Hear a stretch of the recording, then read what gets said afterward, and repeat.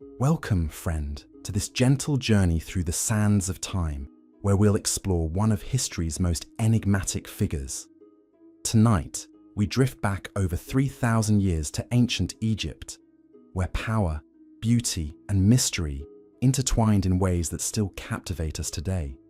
Whether you're settling in for the evening or simply seeking a peaceful escape from the modern world, I'm grateful you've chosen to spend this quiet hour with me. I'd love to know where you're listening from tonight and what drew you to learn about this fascinating queen, whose legacy continues to spark debate among historians worldwide. If these soothing historical narratives help you unwind, consider subscribing for more stories that blend education with tranquility. We have countless tales waiting to lull you into restful contemplation. This isn't some Hollywood dramatization or simplified textbook summary. This is the real story of Nefertiti, whose very name means the beautiful one has come, and whose reign would reshape an empire and challenge everything we thought we knew about power in the ancient world. Have you ever wondered how a woman could rise to become one of the most powerful rulers in Egyptian history, wielding influence that would echo through millennia?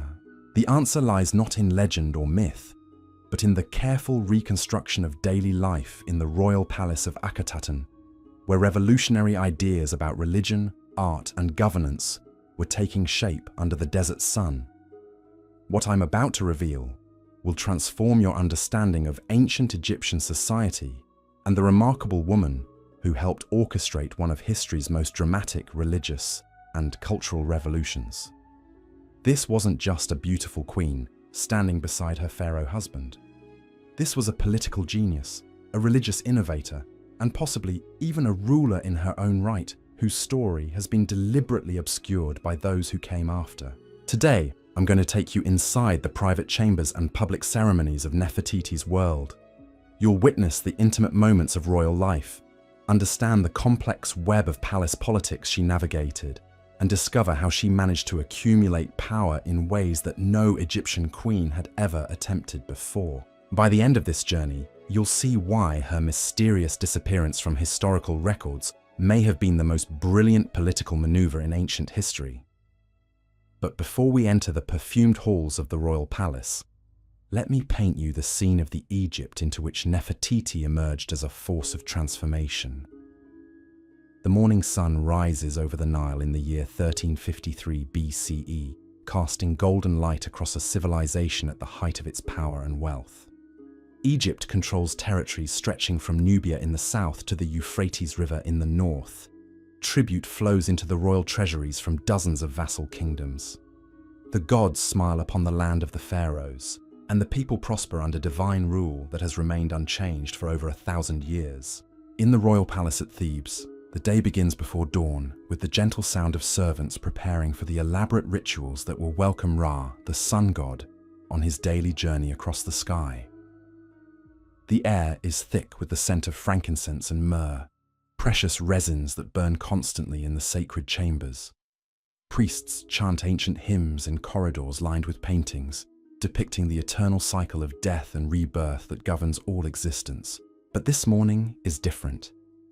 In a chamber decorated with images of lotus blossoms and papyrus reeds, a young woman prepares for what may be the most important day of her life. Her name is Nefertiti, though the circumstances of her birth remain shrouded in mystery that has puzzled historians for centuries. Some believe she was born into Egyptian nobility, perhaps the daughter of a high-ranking official named A, who would later become pharaoh himself. Others suggest she arrived in Egypt as a foreign princess, part of a diplomatic marriage alliance that would strengthen ties between great kingdoms. What we know with certainty is that by this morning, Nefertiti has already caught the attention of the young prince, who will soon become Pharaoh Akhenaten. Her intelligence, beauty, and sophisticated understanding of court politics have marked her as someone destined for greatness.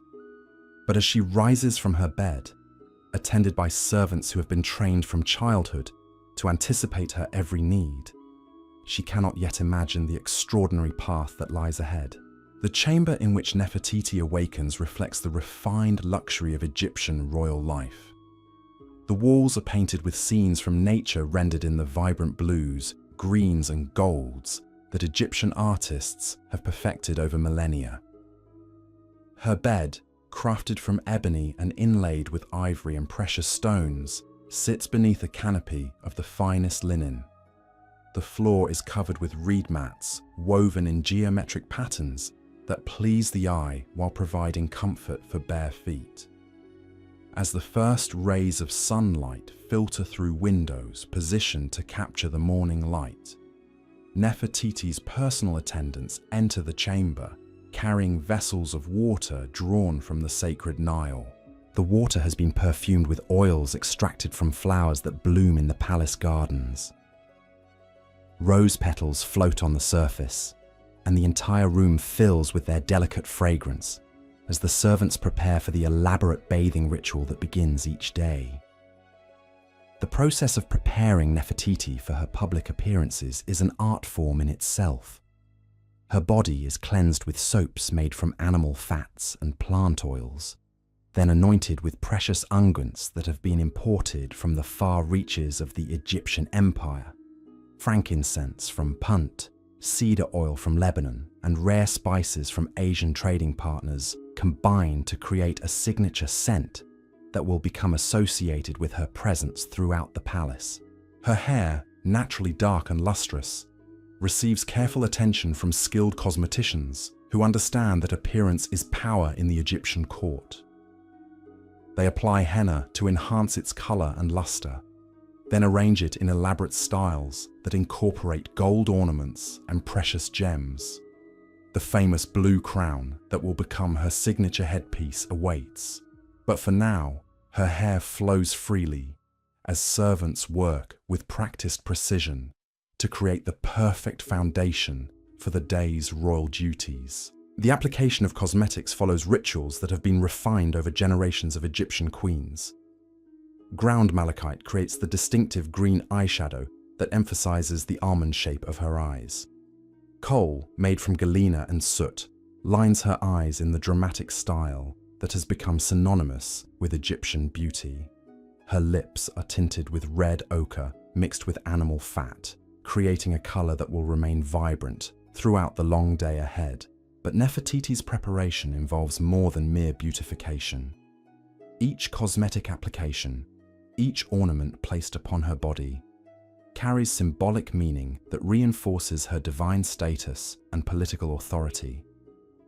The cobra symbol adorning her crown represents her power to protect Egypt from its enemies. The Ankh symbols incorporated into her jewelry proclaim her role as a giver of life. Even the colors chosen for her garments convey messages about her relationship to the gods and her responsibilities to the people. As her attendants work, Nefertiti reviews the day's schedule with her chief scribe, a learned man who has served the royal family for decades. Today, she will participate in religious ceremonies honoring Amun-Ra, the king of the gods whose cult dominates Egyptian spiritual life. She will receive foreign ambassadors bearing tribute from distant kingdoms. She will hear petitions from nobles seeking royal favor and merchants requesting exclusive trading rights. Each of these activities requires careful preparation and strategic thinking. The religious ceremonies demand perfect knowledge of ancient rituals and the ability to project divine authority before thousands of worshippers. The diplomatic meetings require understanding of complex international relationships and the skill to negotiate agreements that serve Egyptian interests while maintaining peace with powerful neighbors. The court sessions demand wisdom in judging disputes and the political acumen to balance competing factions among the Egyptian nobility.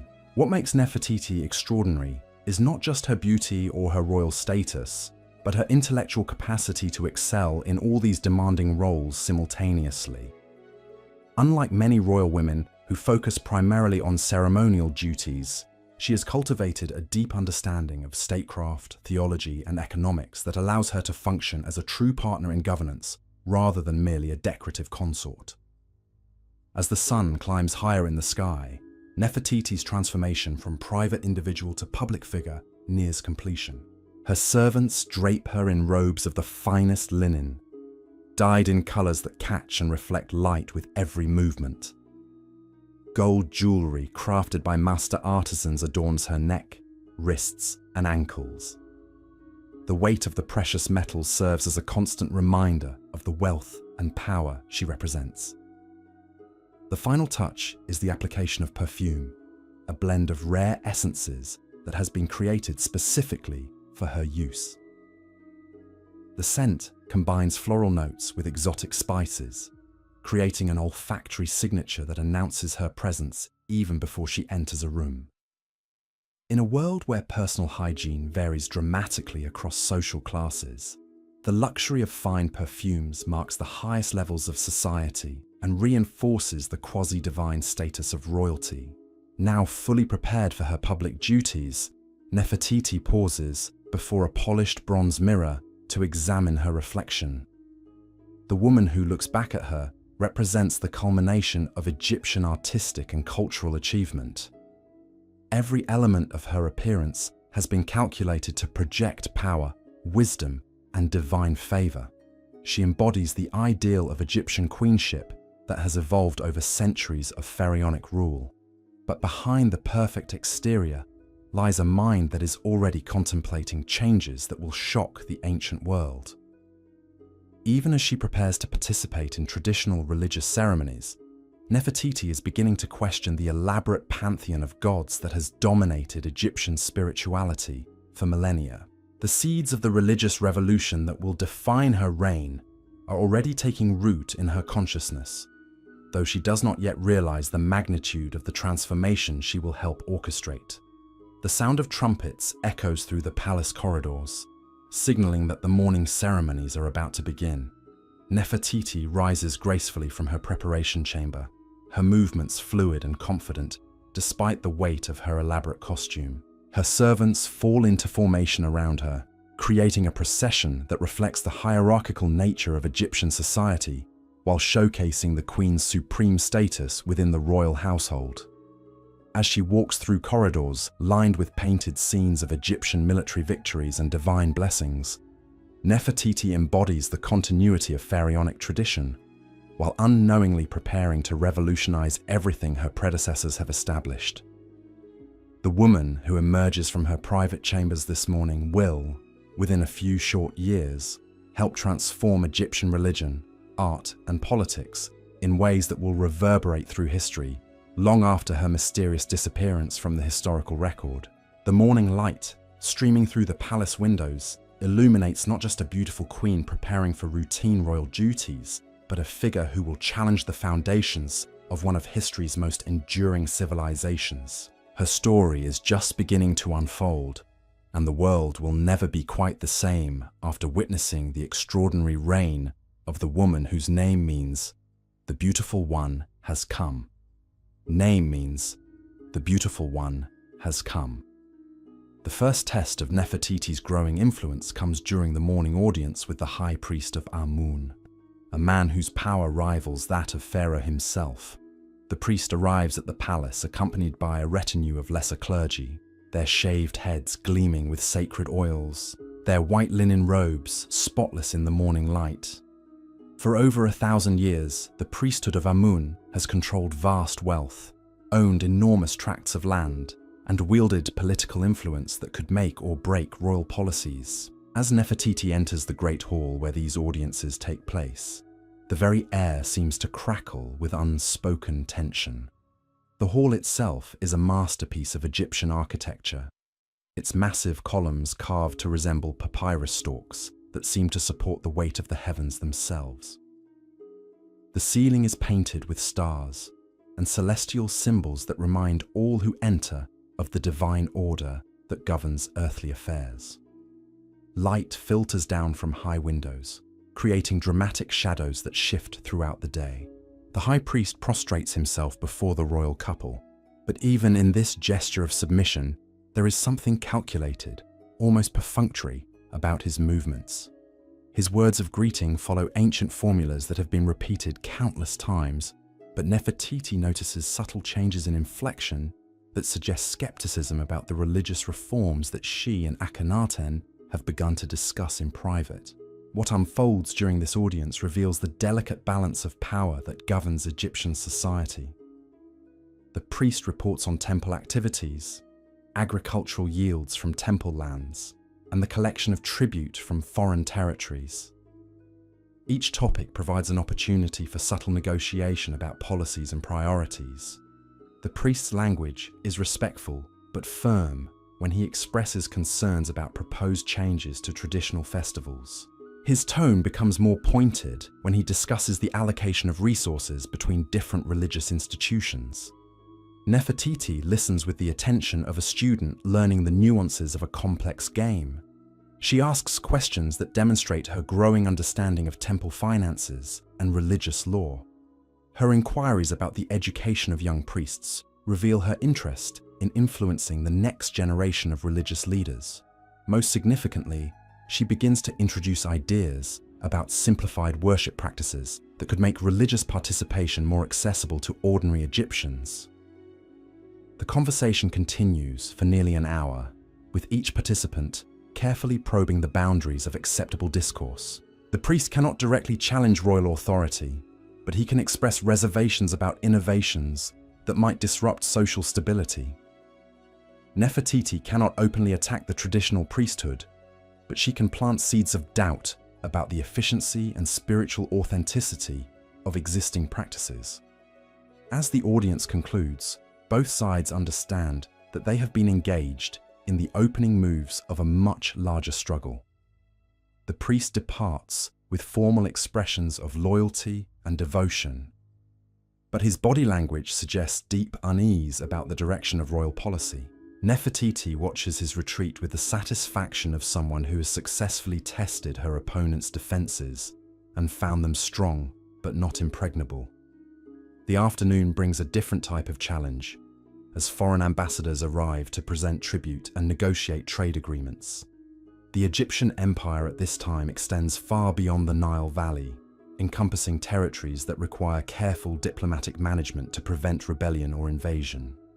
Each delegation that approaches the throne represents a different culture, language, and set of political interests that must be balanced against Egyptian priorities. The first delegation consists of Nubian nobles bearing gold, ivory, and exotic animals from the kingdoms south of Egypt.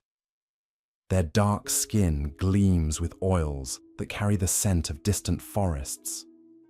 Their clothing, while adapted to Egyptian court requirements, retains distinctive patterns and ornaments that reflect their cultural heritage. The gifts they present are magnificent, but their true value lies in the message they convey about continued loyalty to Egyptian rule. Nefertiti observes how these foreign nobles interact with Egyptian court protocol. She notices which gestures come naturally and which seem forced or uncomfortable.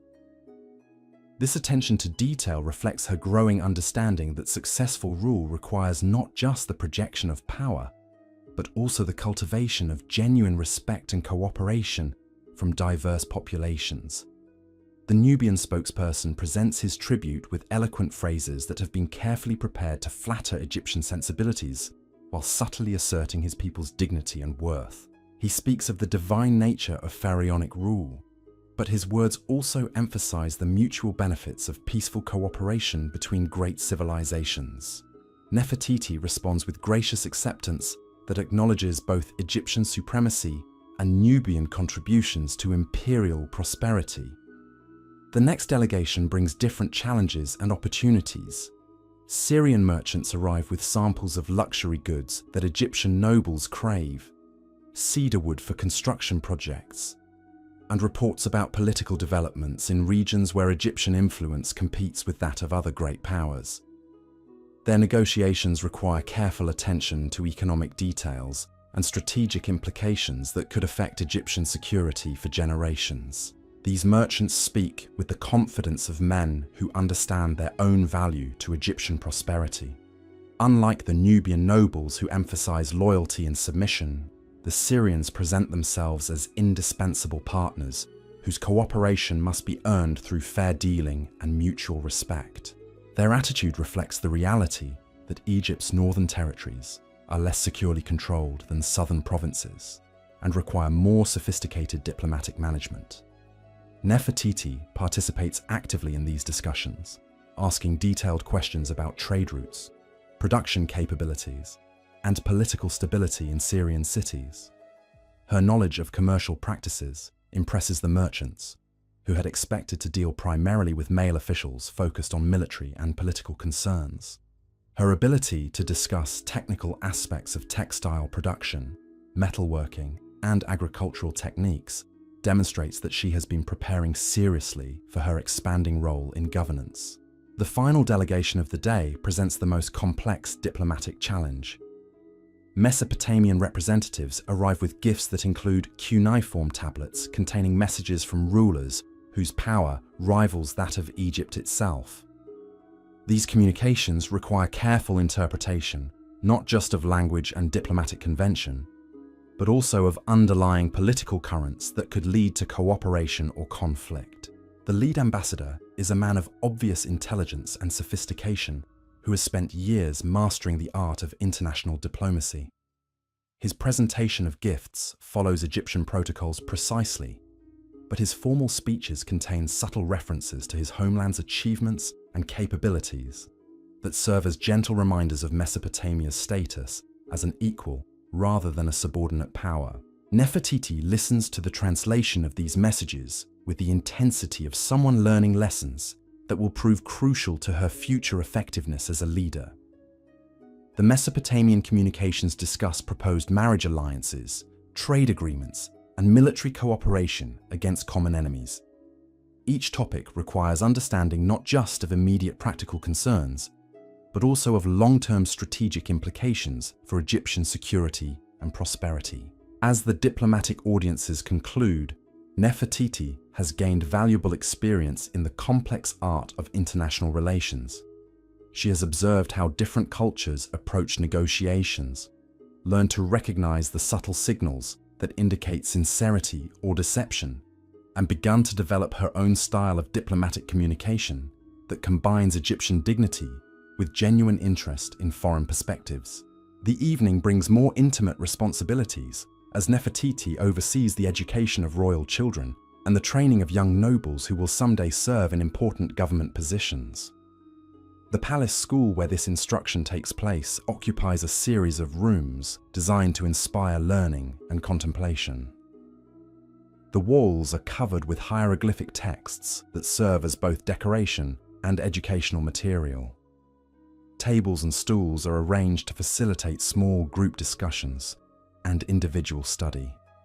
Tonight's lesson focuses on the principles of Egyptian law and their application to practical governance problems.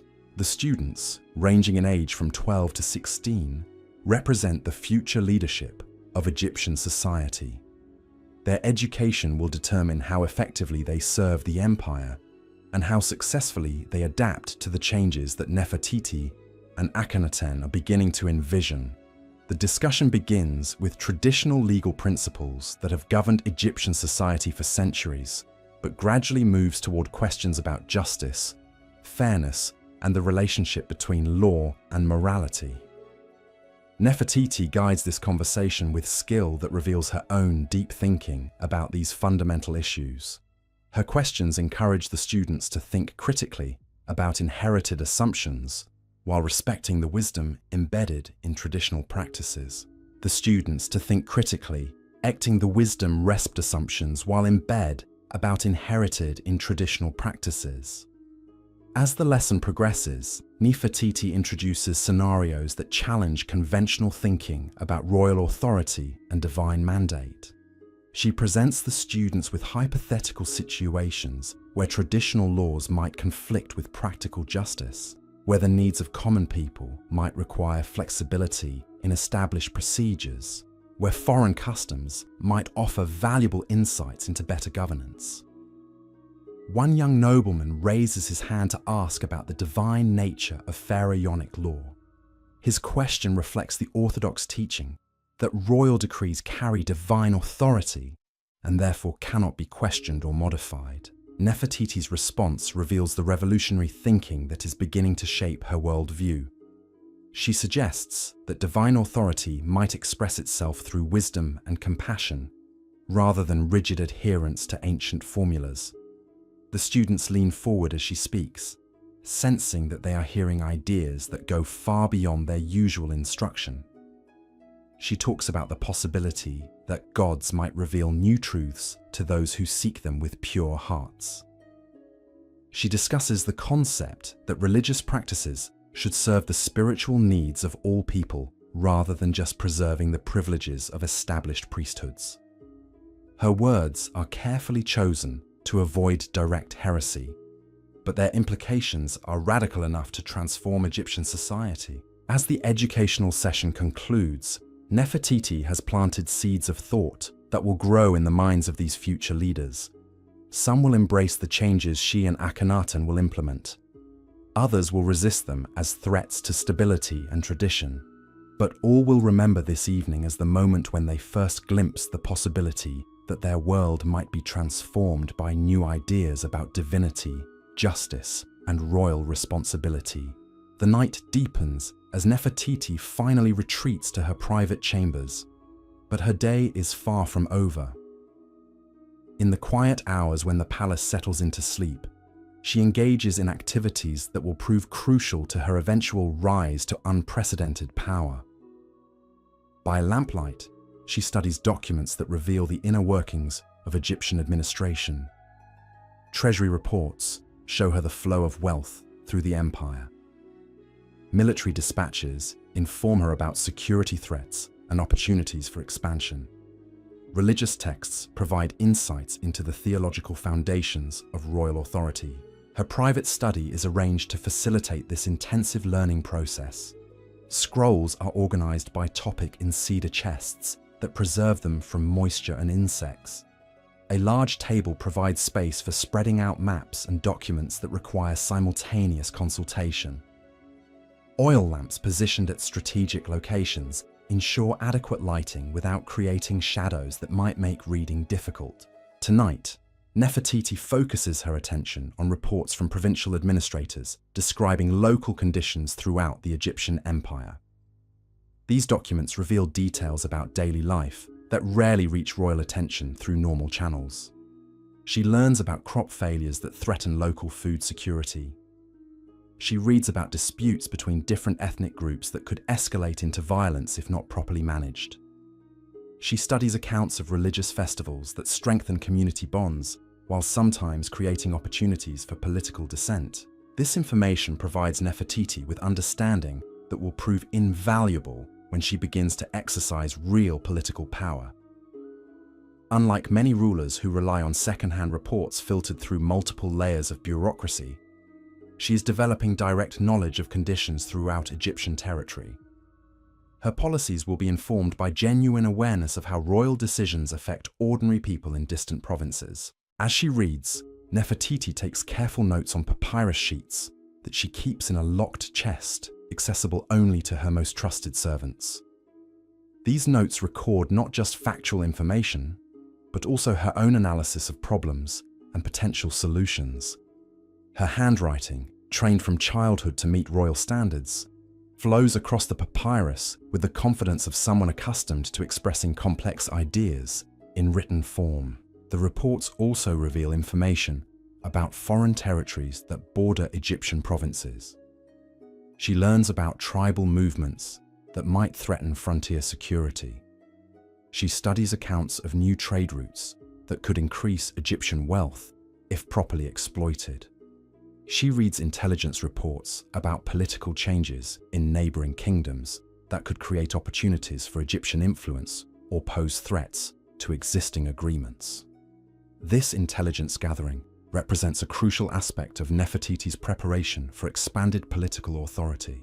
She understands that effective rule requires comprehensive knowledge not just of Egyptian territory, but also of the broader regional context within which Egypt operates.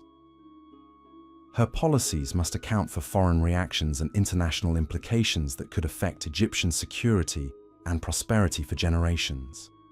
The oil lamps burn lower as the night advances, but Nefertiti continues her studies with the dedication of someone who recognizes that knowledge is power in the most literal sense. Each document she masters increases her capacity to participate meaningfully in governmental decisions. Each insight she gains strengthens her position in the complex web of palace politics that determines policy and personnel. Her reading tonight includes correspondence between Egyptian officials and their foreign counterparts. These letters reveal the diplomatic language and negotiating strategies that maintain peaceful relationships while advancing Egyptian interests. She studies the careful phrasing that conveys strength without provocation, the subtle threats that discourage aggression while leaving room for face-saving compromises, the economic incentives that encourage cooperation while maintaining Egyptian advantages. The letters also provide insights into the personalities and motivations of foreign leaders with whom Egypt must deal. She learns about the ambitions that drive their policies, the domestic pressures that constrain their options, the cultural values that shape their worldviews. This psychological understanding will prove crucial when she begins to conduct her own diplomatic negotiations as her influence expands. As the night reaches its deepest hours, Nefertiti turns her attention to religious texts that reveal the theological foundations of Egyptian civilization. These ancient writings describe the relationship between gods and mortals, the divine mandate that justifies royal authority, and the cosmic order that governs all existence.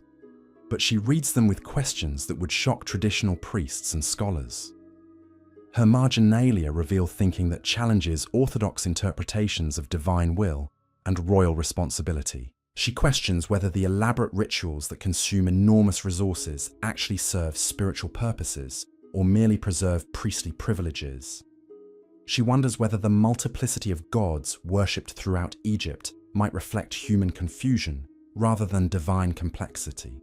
She considers whether simpler forms of worship might bring people closer to authentic spiritual truth.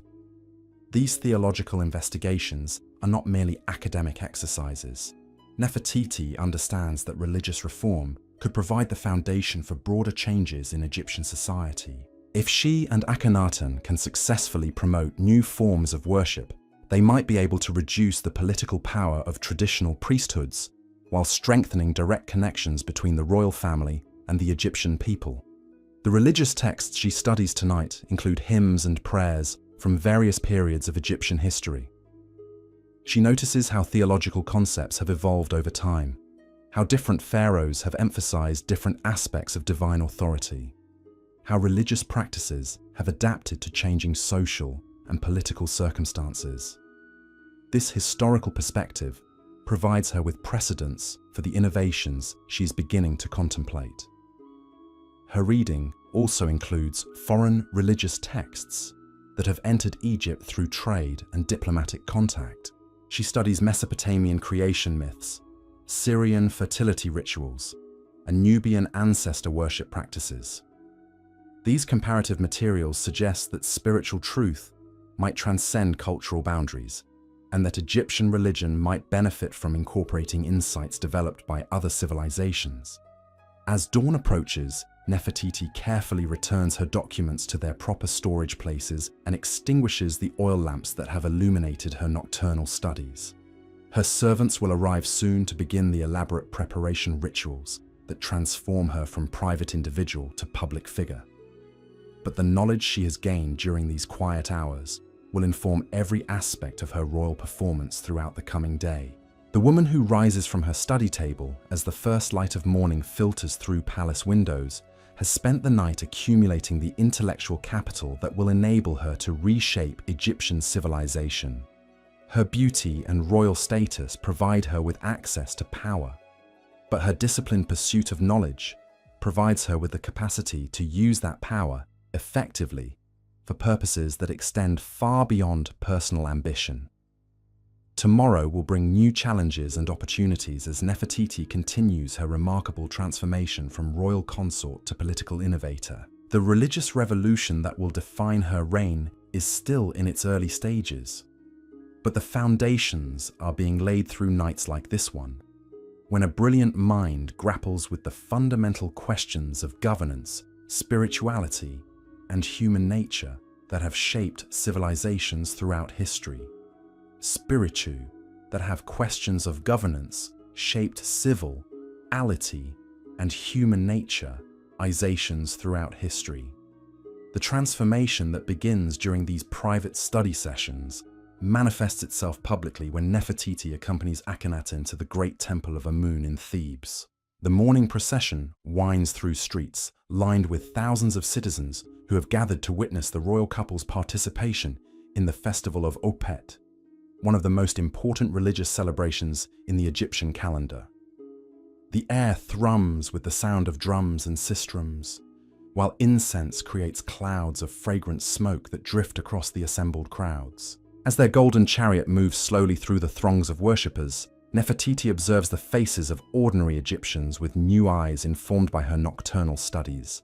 She sees farmers whose calloused hands reveal lives of backbreaking labor in the fields that feed the empire.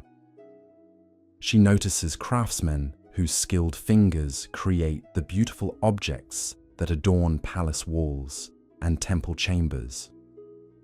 She watches mothers holding children whose futures depend on the wisdom of royal decisions made in distant palace chambers.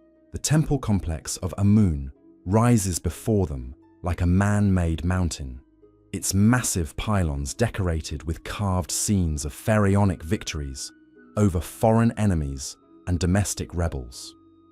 The structure represents over 2 centuries of continuous construction and renovation, each pharaoh adding new chambers and decorative elements to demonstrate his devotion to the god and his commitment to maintaining divine favor for Egypt. The sheer scale of the complex testifies to the enormous wealth that flows through priestly hands and the political influence that such wealth inevitably generates. Inside the temple's first courtyard, hundreds of priests perform rituals that have been repeated daily for generations. Their movements follow patterns established in the earliest dynasties. Their chants echo formulas composed by ancient sages. Their offerings replicate ceremonies that supposedly maintain cosmic order and ensure the Nile's annual flood. The overwhelming sensory experience of sight, sound, and smell creates an atmosphere of otherworldly mystery that reinforces the priest's claims to exclusive knowledge of divine will. But as Nefertiti participates in these ancient ceremonies, her mind processes what she observes with the analytical skills she has developed through months of private study.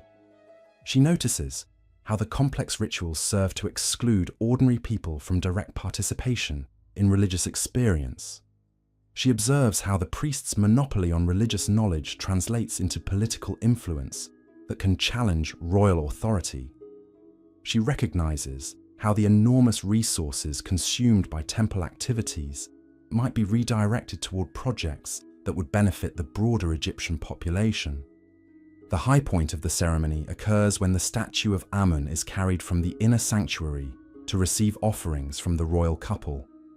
The god's image, crafted from precious metals and adorned with gems that catch and reflect the flickering light of oil lamps, represents the accumulated artistic achievement of countless generations of Egyptian craftsmen.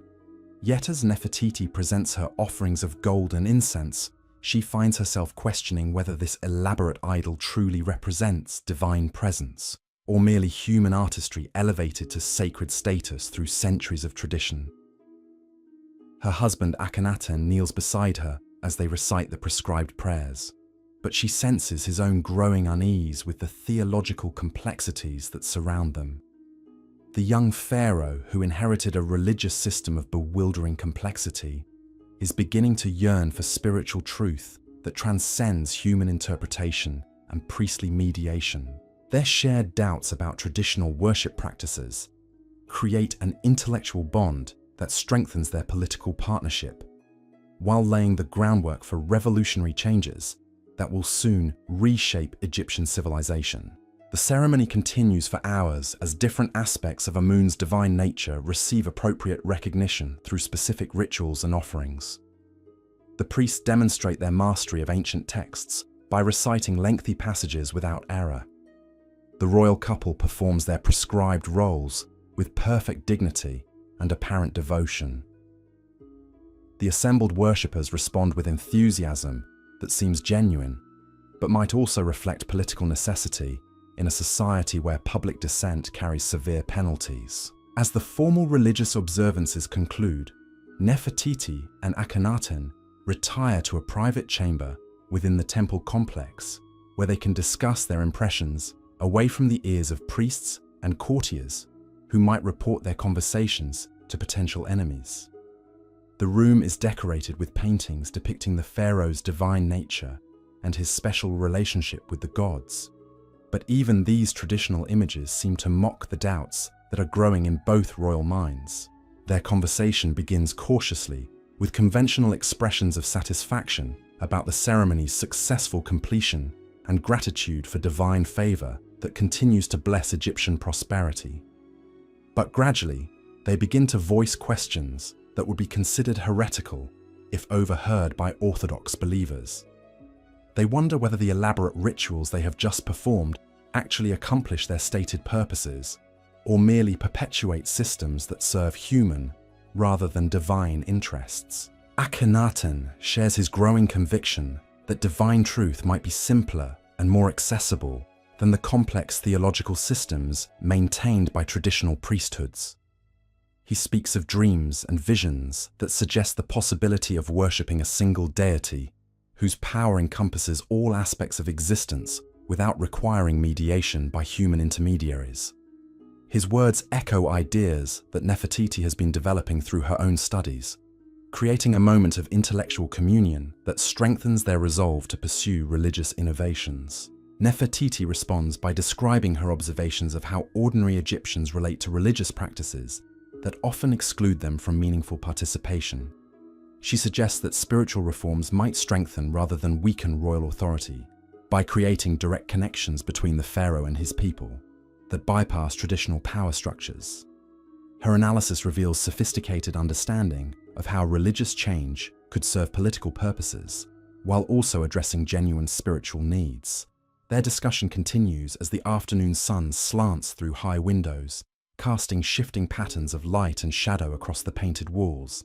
They speak of practical challenges that would accompany any attempt to modify established religious practices. They consider the resistance they would face from powerful priestly establishments, whose wealth and influence depend on maintaining existing systems. They evaluate the potential support they might receive from groups that have been marginalized by traditional power structures. Most significantly, they begin to develop concrete plans for implementing the changes they envision. Akhenaten proposes establishing a new capital city where reformed religious practices could be instituted without directly challenging existing temples and their supporters. Nefertiti suggests beginning with subtle modifications to court ceremonies that would gradually accustom people to simpler forms of worship.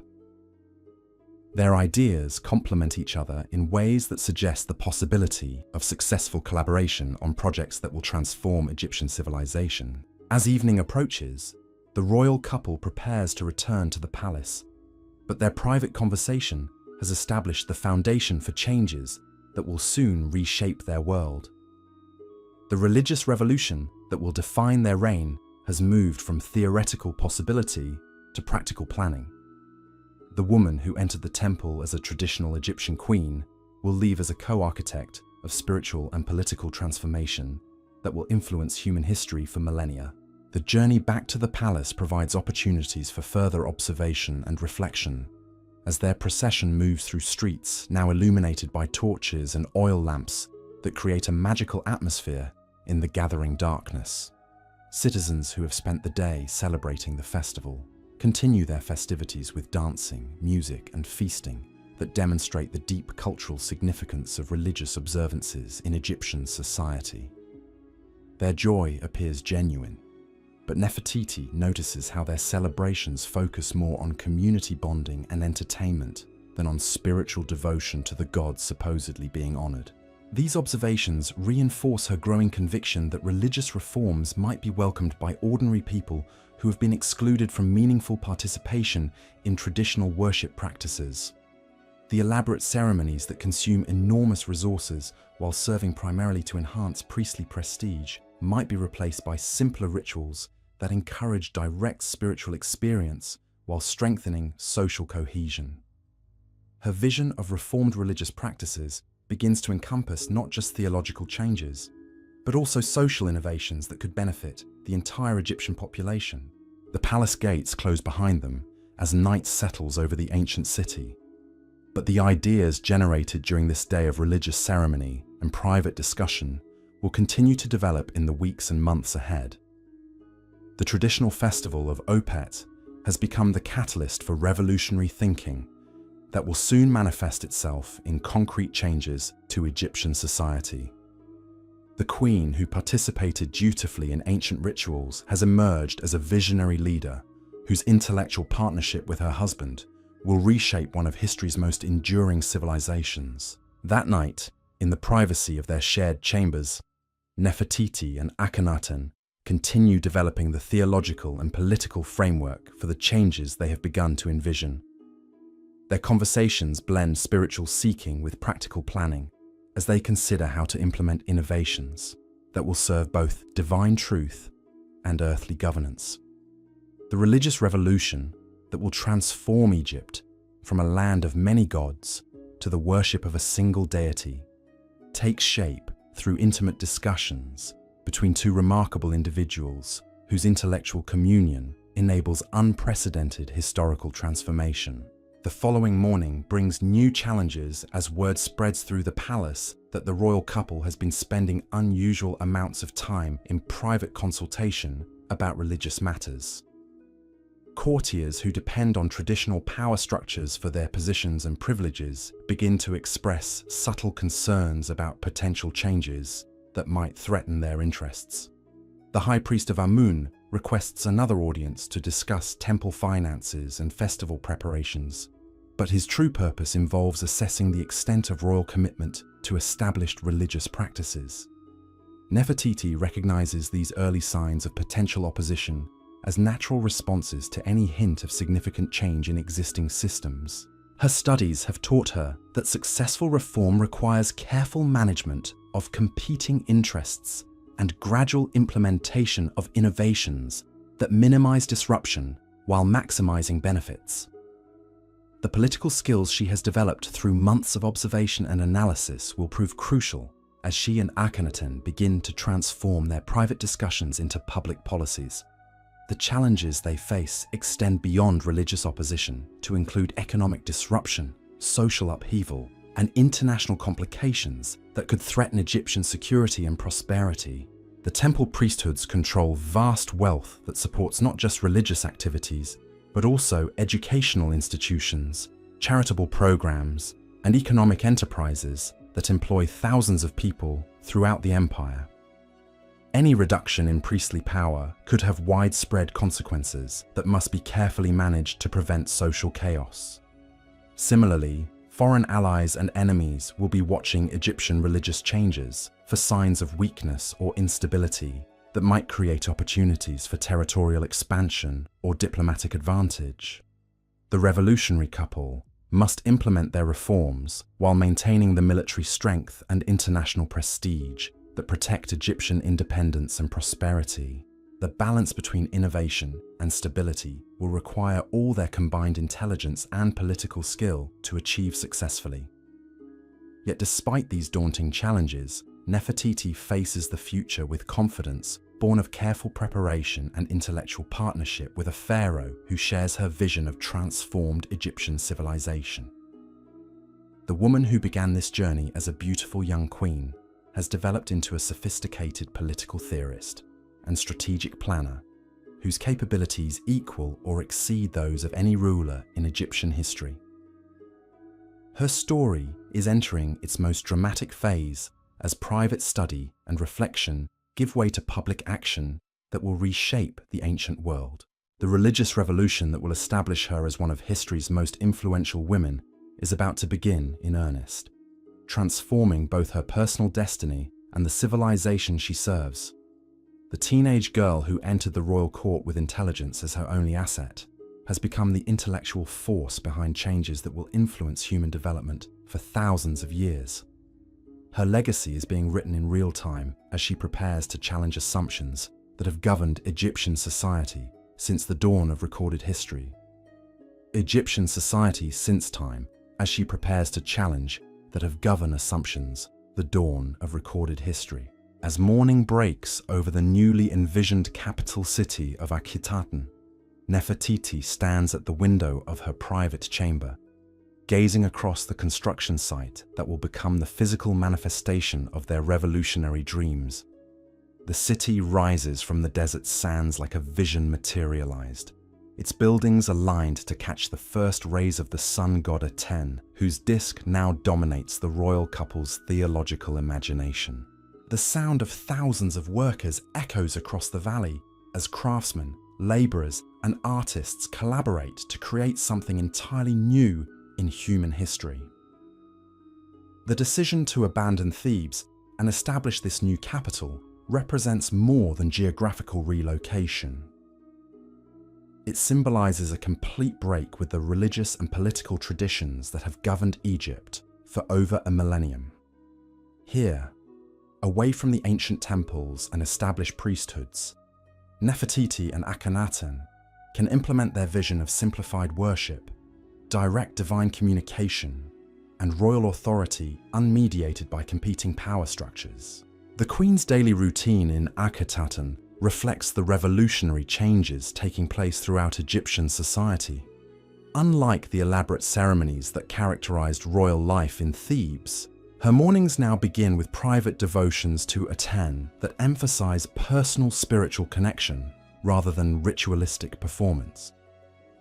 She stands before a simple altar where the rising sun streams through specially designed windows, offering prayers that she and Akhenaten have composed to replace the ancient formulas inherited from previous dynasties. The architectural innovations of Akhetaten support these new religious practices while also serving practical governmental purposes. The royal palace integrates private family quarters with public ceremonial spaces in ways that allow the royal family to project accessibility while maintaining appropriate dignity. Gardens filled with flowering plants create natural settings for informal audiences that contrast dramatically with the formal throne rooms of traditional Egyptian palaces. Nefertiti's morning bath takes place in chambers designed to capture natural light and fresh air, creating an atmosphere of openness that extends to her interactions with servants and attendants. The rigid hierarchies that govern palace life in Thebes have given way to more relaxed relationships that reflect the egalitarian implications of reformed religious beliefs. While appropriate respect for royal status remains essential, the daily interactions between queen and subjects suggest possibilities for social change that extend far beyond theological innovation. The Queen's costume for public appearances has evolved to reflect the artistic revolution accompanying religious reform. Gone are the heavy wigs and elaborate jewelry that characterize traditional Egyptian royal dress. Instead, Nefertiti wears her natural hair beneath a simple blue crown that has become her signature headpiece. Her clothing, while still crafted from the finest materials, emphasizes graceful lines and natural beauty rather than the intimidating magnificence that previous queens used to project divine authority. This artistic transformation reflects deeper changes in how royal power presents itself to Egyptian society. The new style suggests accessibility and humanity while maintaining the dignity essential for effective governance. Foreign visitors to Akhetaten often comment on the refreshing informality of court life compared to the oppressive ceremony that characterizes other ancient capitals. Yet this apparent simplicity masks sophisticated political calculations designed to strengthen royal authority through different methods than those employed by previous dynasties. The morning's first official business involves reviewing reports from construction supervisors who are racing to complete the new capital before the next flooding season. These documents reveal both the extraordinary achievements and persistent challenges involved in creating an entire city from nothing in the middle of the Egyptian desert. Thousands of workers labor under conditions that test human endurance while creating monuments that will survive for millennia. Nefertiti studies architectural plans with the attention of someone who understands that physical structures shape social relationships and spiritual experiences. The positioning of temples, the design of public spaces, and the layout of residential districts all reflect conscious decisions about how reformed Egyptian society should function. Her input on these matters demonstrates understanding of urban planning principles that won't be formally articulated by scholars for centuries. The Queen's involvement in construction decisions extends beyond aesthetic considerations to include practical concerns about water supply, waste disposal, and defensive capabilities that will determine whether Akhetaten can function as an effective capital city. Her questions reveal sophisticated grasp of engineering principles and logistical challenges that must be resolved to support a population of tens of thousands in a desert location, far from established agricultural areas and trade routes. Mid-morning brings audiences with provincial governors who have travelled to Akhetaten to report on conditions throughout the Egyptian empire. These meetings provide Nefertiti with direct information about how religious reforms are being received in distant territories, where traditional beliefs remain strong and priestly opposition continues to influence local administration. The reports reveal a complex mixture of compliance, resistance, and confusion as local officials struggle to implement new policies while maintaining social stability. The governor of a southern province describes tensions between supporters and opponents of religious reform that have disrupted traditional festivals and created uncertainty about proper procedures for conducting official business. His account reveals how theological changes generate practical complications that require careful management to prevent local conflicts from escalating into broader rebellions against royal authority. Nefertiti listens to these reports with the attention of a strategist evaluating battlefield conditions. She asks detailed questions about specific incidents, local leadership dynamics, and resource availability that could affect the success of reform implementation. Her responses demonstrate understanding that religious revolution requires not just theological innovation, but also practical solutions to administrative challenges created by changing established procedures. The governor of a northern district presents different concerns related to foreign reactions to Egyptian religious changes. Neighboring kingdoms are watching developments in Egypt for signs of weakness or instability that might create opportunities for territorial expansion or diplomatic advantage. Some foreign rulers have expressed skepticism about the wisdom of abandoning religious traditions that have served Egypt well for centuries, while others seem interested in the potential benefits of simplified theological systems. These international implications require Nefertiti to think beyond domestic considerations to evaluate how religious reforms affect Egypt's position in the complex web of ancient Near Eastern politics. Her questions reveal sophisticated understanding of diplomatic relationships and strategic calculations that must inform decisions about the pace and scope of continued innovations. The balance between internal transformation and external security demands constant attention to competing priorities and potential unintended consequences. The afternoon brings more intimate responsibilities as Nefertiti oversees the education of royal children who will inherit the transformed Egypt that she and Akhenaten are creating. The palace school in Akhetaten reflects revolutionary approaches to learning that emphasize critical thinking and personal spiritual development, rather than mere memorization of traditional texts and formulas.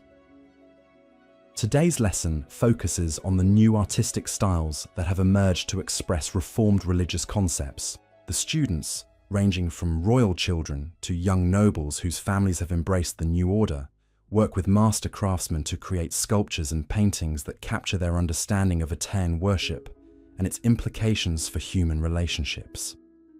The emphasis on individual expression, rather than adherence to established artistic conventions, reflects broader changes in how Egyptian society values creativity and innovation.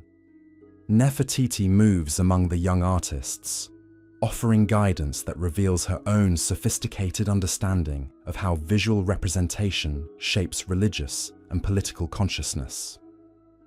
She explains how the naturalistic portrayal of the royal family in new artistic works serves to emphasize their humanity while maintaining their divine authority.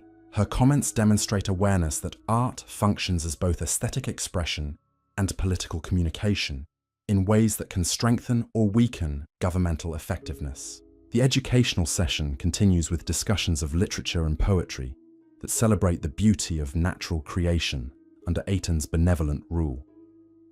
Students read aloud from hymns that Akhenaten has composed to express his theological insights, while also studying traditional Egyptian poetry to understand how literary techniques can be adapted to serve new spiritual purposes. The combination of innovation and continuity reflects broader strategies for managing social change, while preserving valuable cultural achievements. One student raises questions about how the new religious teachings relate to traditional stories about the afterlife and divine judgment that have provided comfort to Egyptians for centuries. Nefertiti's response reveals the careful balance she and Akhenaten have sought to maintain between revolutionary innovation and respect for human needs that transcend particular theological systems. She explains how Aten worship offers hope for eternal life while simplifying the complex procedures that traditional religion required for achieving divine favor. The discussion evolves into broader consideration of how religious beliefs affect daily life and social relationships throughout Egyptian society. Students share observations about changes they have witnessed in their own families and communities as reformed worship practices gradually replace traditional ceremonies. Their comments reveal both enthusiasm for innovations that seem more accessible and authentic, as well as anxiety about abandoning customs that have provided security and meaning for generations. As the educational session concludes, Nefertiti has provided these future leaders with intellectual tools for navigating the challenges they will face as inheritors of a transformed civilization. Her teaching methods emphasize critical thinking and personal responsibility rather than passive acceptance of inherited wisdom, preparing them to continue the process of innovation and adaptation that characterizes their historical moment. The late afternoon brings private time that Nefertiti uses for personal reflection and planning activities that will remain hidden from historical records. In her private study, surrounded by scrolls and tablets that document the progress of religious reform throughout the empire, she continues the analytical work that has enabled her rise to unprecedented influence and authority. Tonight, her attention focuses on intelligence reports describing foreign reactions to Egyptian religious changes and their potential implications for imperial security. The documents reveal a complex mixture of curiosity, skepticism, and opportunism among neighboring rulers who are evaluating whether Egypt's innovations represent strength or vulnerability that might affect regional power balances. The king of Assyria has apparently expressed interest in learning more about Aten worship and its potential benefits for his own kingdom, while also quietly increasing military preparations along borders that adjoin Egyptian territory.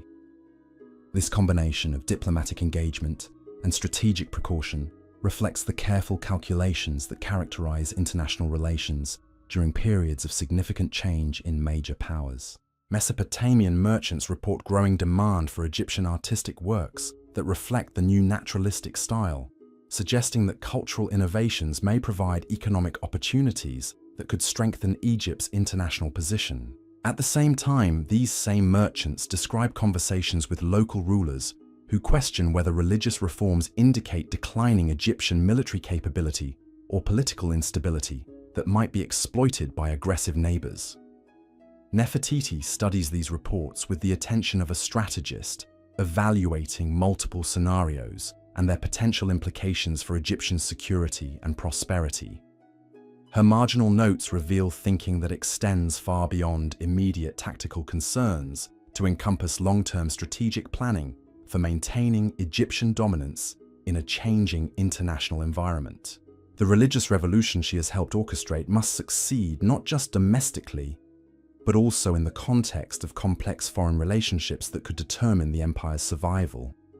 The intelligence documents also contain information about internal opposition to religious reforms that continues despite the apparent success of the new capital and its innovative institutions. Traditional priests who lost influence when the court moved to Akhenaten have not abandoned their efforts to restore the old religious system and their own privileged positions within it. Their activities range from passive resistance to active conspiracy aimed at undermining royal authority and eventually reversing the changes that have transformed Egyptian society.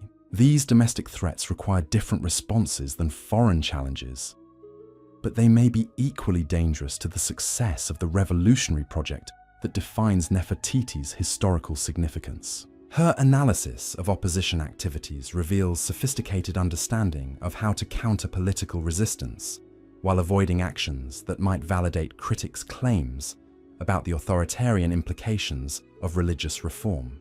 The reports describe specific incidents where traditional priests have attempted to maintain old ceremonies in defiance of royal edicts, where local officials have quietly ignored instructions to implement new procedures, and where wealthy families have continued supporting temples and religious practices that officially no longer receive royal approval.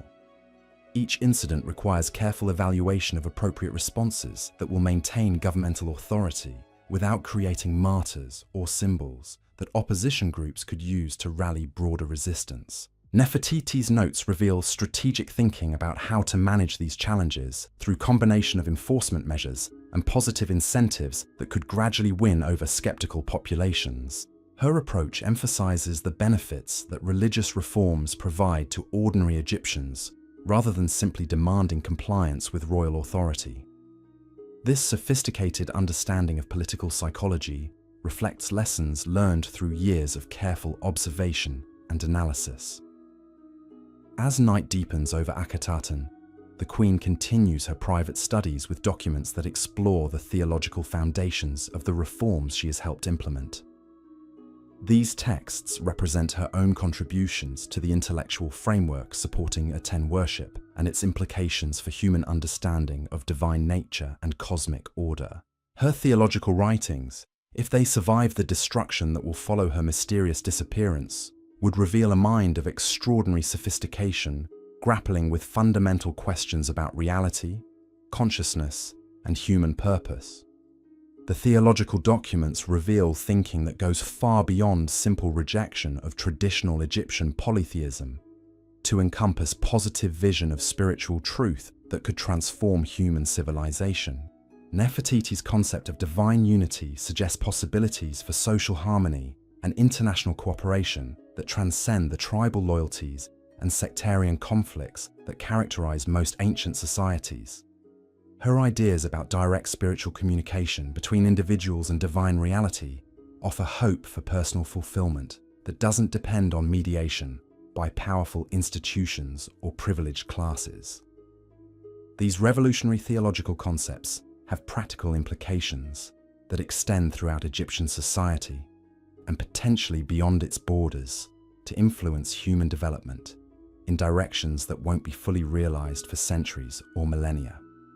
The woman who began her career as a beautiful young queen has evolved into a religious philosopher whose ideas could reshape human understanding of existence itself if they survive the political forces that are already gathering to destroy everything she has helped create. The oil lamps burn lower as Nefertiti concludes her nightly studies and prepares for sleep in chambers designed to capture the first rays of tomorrow's sunrise. The city she has helped create sleeps around her, its streets and buildings representing humanity's first experiment in creating a society based on direct spiritual truth rather than inherited tradition and institutional authority. The success or failure of this extraordinary experiment will determine not just her personal legacy, but the future direction of human civilization. The woman who will awaken to face new challenges and opportunities in the morning has spent another night accumulating the intellectual and spiritual resources that will enable her to continue reshaping the ancient world. Her story is approaching its climactic phase as the forces supporting and opposing religious revolution prepare for confrontations that will determine whether the innovations of Akhenaten represent a permanent transformation of human consciousness or merely a brief interruption in the eternal cycle of tradition and authority that has governed most societies throughout history. A brief human consciousness, or merely throughout interu cycle of tradition, in the eternal that and authority most societies has governed history. The morning light streaming through the specially designed windows of Nefertiti's chamber illuminates a scene that would have been unthinkable just a few years earlier. The queen rises not to the sound of traditional temple bells calling the faithful to ancient rituals, but to the gentle murmur of construction workers already beginning their daily labor on the revolutionary city taking shape around her. The air carries the scent of fresh limestone dust and cedarwood, mingling with the familiar perfumes that her servants prepare for the daily transformation from private woman to public symbol. But this morning brings an unexpected visitor who will test every political skill Nefertiti has developed during her remarkable ascent to power. A messenger arrives before dawn with urgent dispatches from the old capital. His dust-covered clothing, an exhausted horse testament to the speed with which he has traveled across the desert. The scrolls he carries bear the seal of the military commander stationed at Thebes, and their contents reveal a crisis that threatens to unravel everything she and Akhenaten have built. The reports describe coordinated uprisings in 3 different provinces, each apparently triggered by local priests who have convinced their populations that the abandonment of traditional gods has brought divine punishment upon Egypt. Crop failures, unusual flooding patterns, and isolated attacks by desert nomads have been interpreted as evidence that the ancient deities demand restoration of proper worship and the return of royal authority to Thebes. The military commander writes with barely concealed urgency that immediate action is required to prevent these separate incidents from coalescing into empire-wide rebellion. Nefertiti reads these dispatches with the calm attention of someone who has anticipated such challenges and prepared responses for exactly this type of crisis.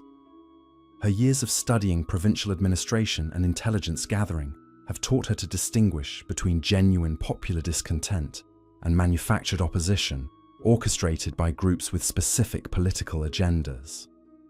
The patterns described in these reports suggest careful coordination rather than spontaneous religious fervor, indicating that traditional priesthoods have moved beyond passive resistance to active subversion. The Queen's response to this crisis reveals the sophisticated political intelligence she has developed through years of careful observation and strategic planning. Rather than panicking or demanding immediate military suppression of the uprisings, she begins analyzing the specific circumstances of each incident to identify vulnerabilities that can be exploited to restore order while strengthening rather than weakening the reformed religious system. Her marginal notes on the military dispatches reveal thinking that extends far beyond short-term tactical responses to encompass long-term strategic considerations about how to consolidate revolutionary changes in the face of organized opposition. The first uprising, in a province near the Nubian border, appears to have been triggered by a combination of genuine agricultural problems and deliberate misinformation spread by priests who retained local influence despite official policy changes. The population's anxiety about crop failures has been channeled into religious explanations that blame abandonment of traditional deities, rather than addressing practical issues related to irrigation and seed quality that could be resolved through governmental intervention.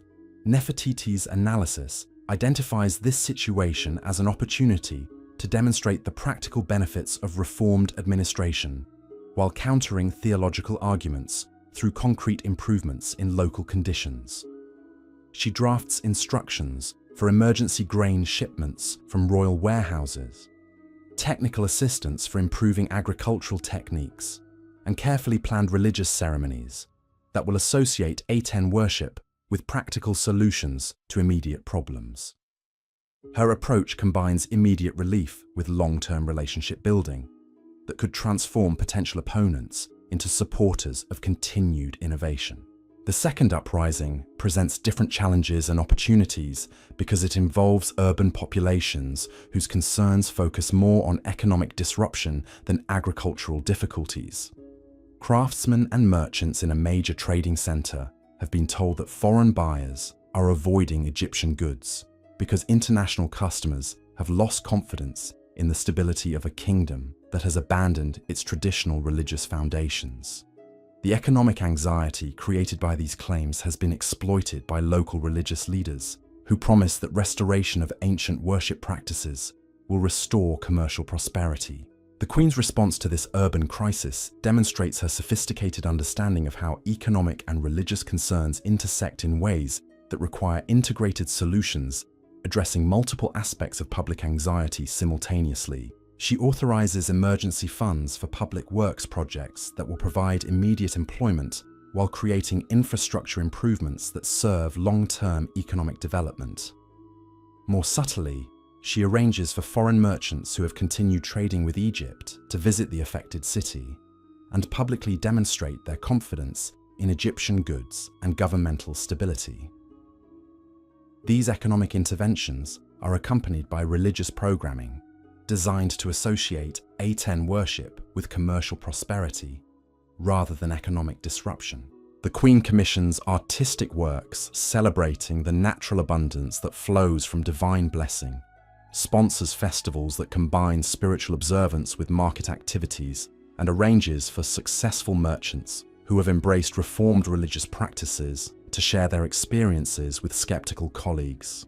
Her multi-layered approach addresses both immediate practical concerns and underlying theological questions that fuel opposition to continued innovation.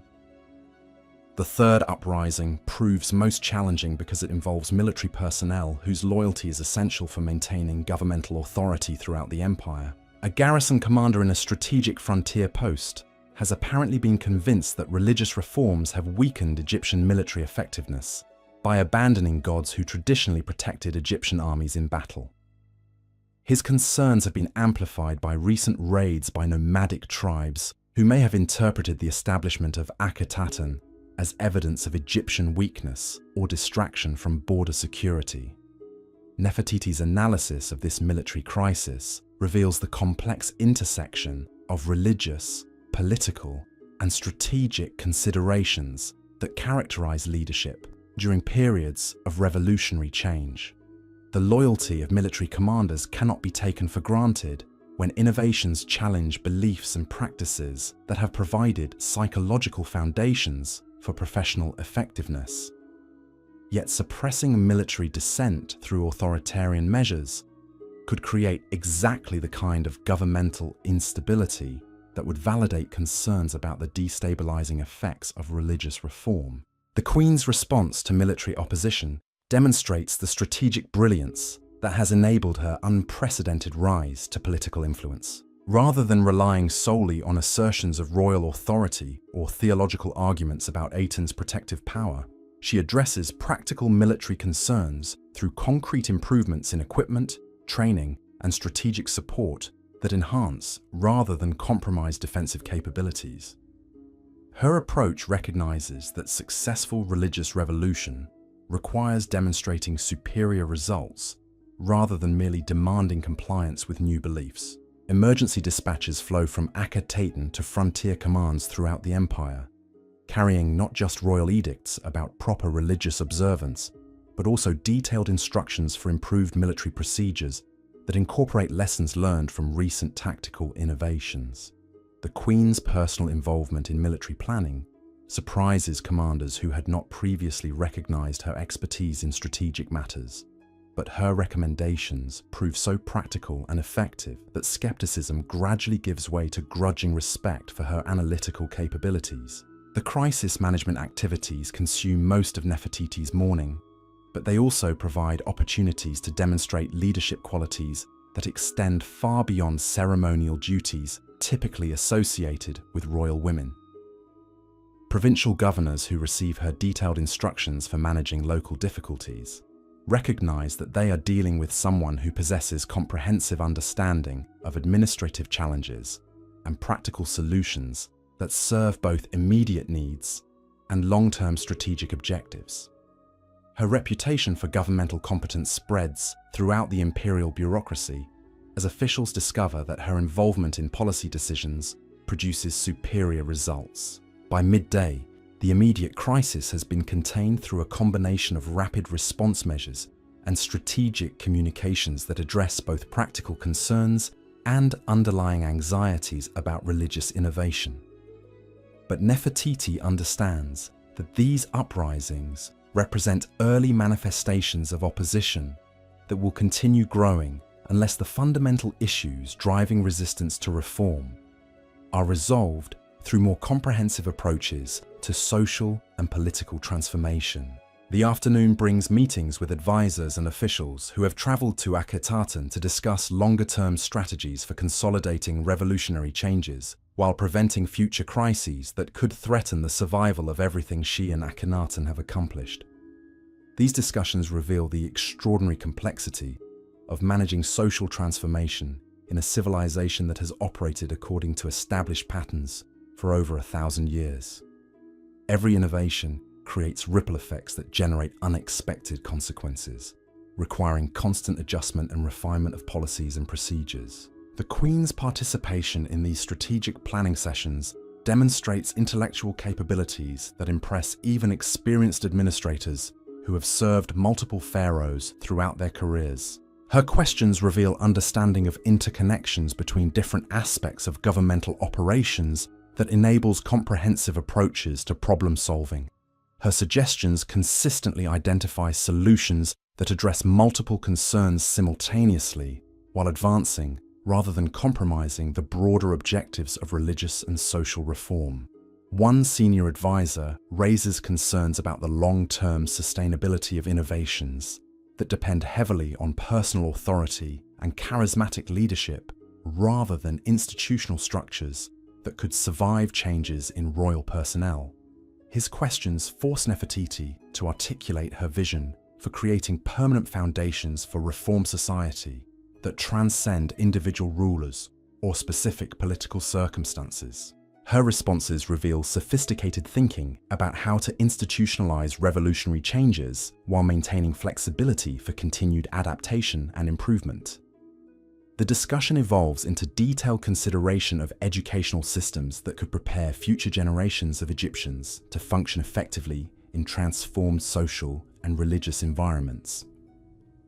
Traditional education had focused primarily on training scribes and administrators to maintain existing procedures, but reformed society requires citizens capable of critical thinking and personal responsibility that enable continued innovation and adaptation to changing circumstances. Nefertiti's contributions to educational planning reflect her understanding that lasting social transformation requires not just new policies, but also new ways of thinking that become embedded in cultural practices and personal habits.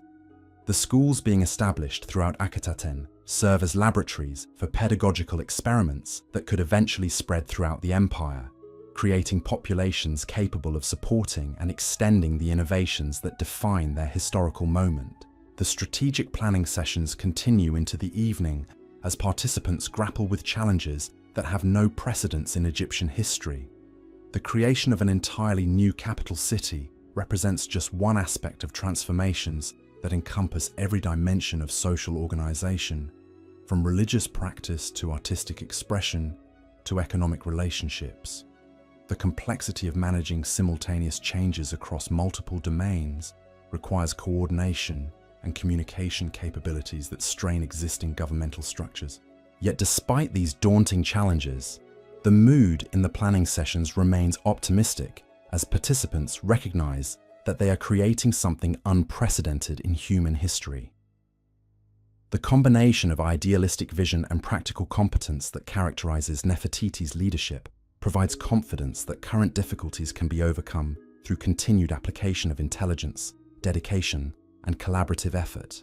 The woman who began her career as a beautiful young queen has evolved into the intellectual architect of a civilizational transformation that could influence human development for millennia.